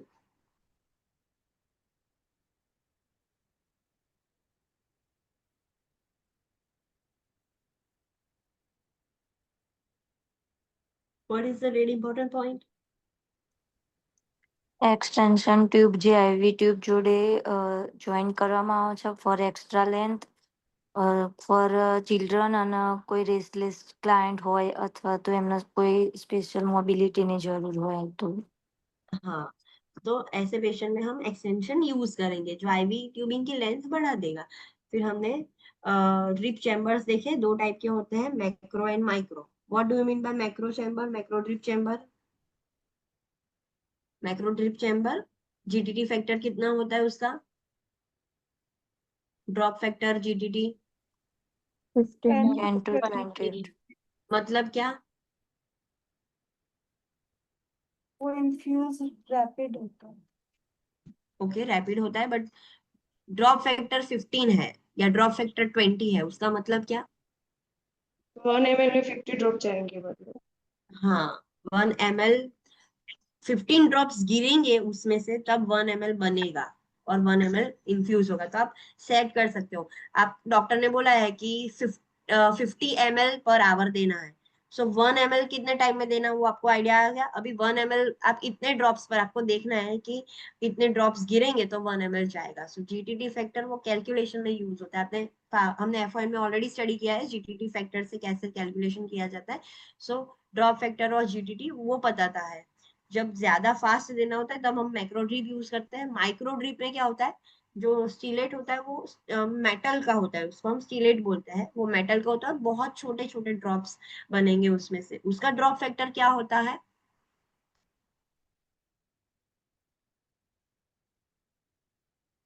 उसका ड्रॉप फैक्टर क्या है माइक्रो ड्रिप का? 60 हाँ 60 जीटीटी पर एमएल होता है। जब हमें बहुत स्लोली देना होता है कुछ 50 ml पर आवर, एक घंटे में 50 ml से भी हमें कम देना है, तब हम माइक्रो ड्रिप यूज कर सकते हैं। फिर ऐसे कोई मेडिकेशन है जो बहुत पोटेंशियली हैजार्डस है, पोटेंट मेडिकेशन देनी है जिसको हम टाइट्रेट किए बिना ऐसे स्लोली नहीं दे सकते, पीडियाट्रिक क्लाइंट है, तो उसमें भी हम माइक्रो ड्रिप यूज कर सकते हैं। अंडरस्टैंड? यस और नो? Okay, any doubt till this topic? यहाँ तक किसी को कोई डाउट है? ये चैप्टर में स्टार्टिंग में सब ऐसा ही स्टडी करना है। सारी IV tubings, catheters, Ryle's tube, feeding tubes, सारी वो सब हम स्टडी करेंगे। सारे हॉस्पिटल के इंस्ट्रूमेंट्स, डिवाइसेस जो हम रेगुलर बेसिस पर हमें यूज करना है, इन्फ्यूजन पंप्स एंड वो सब स्टडी करेंगे। फिर कॉम्प्लेक्स केयर की तरफ जाएंगे कि ऐसी क्रिटिकल सिचुएशंस होती है, लॉन्ग टर्म सिचुएशंस होती है, तब कैसे केयर करनी है वो सब स्टडी करेंगे। बट स्टार्टिंग में तो ये सारे डिवाइसेस से स्टडी करना है, सारी ट्यूबिंग, सारे इंस्ट्रूमेंट्स जो हम यूज करते हैं वो सब स्टडी करना पड़ेगा। ओके या, thank you. Thank you ma'am. Thank you ma'am. Thank you.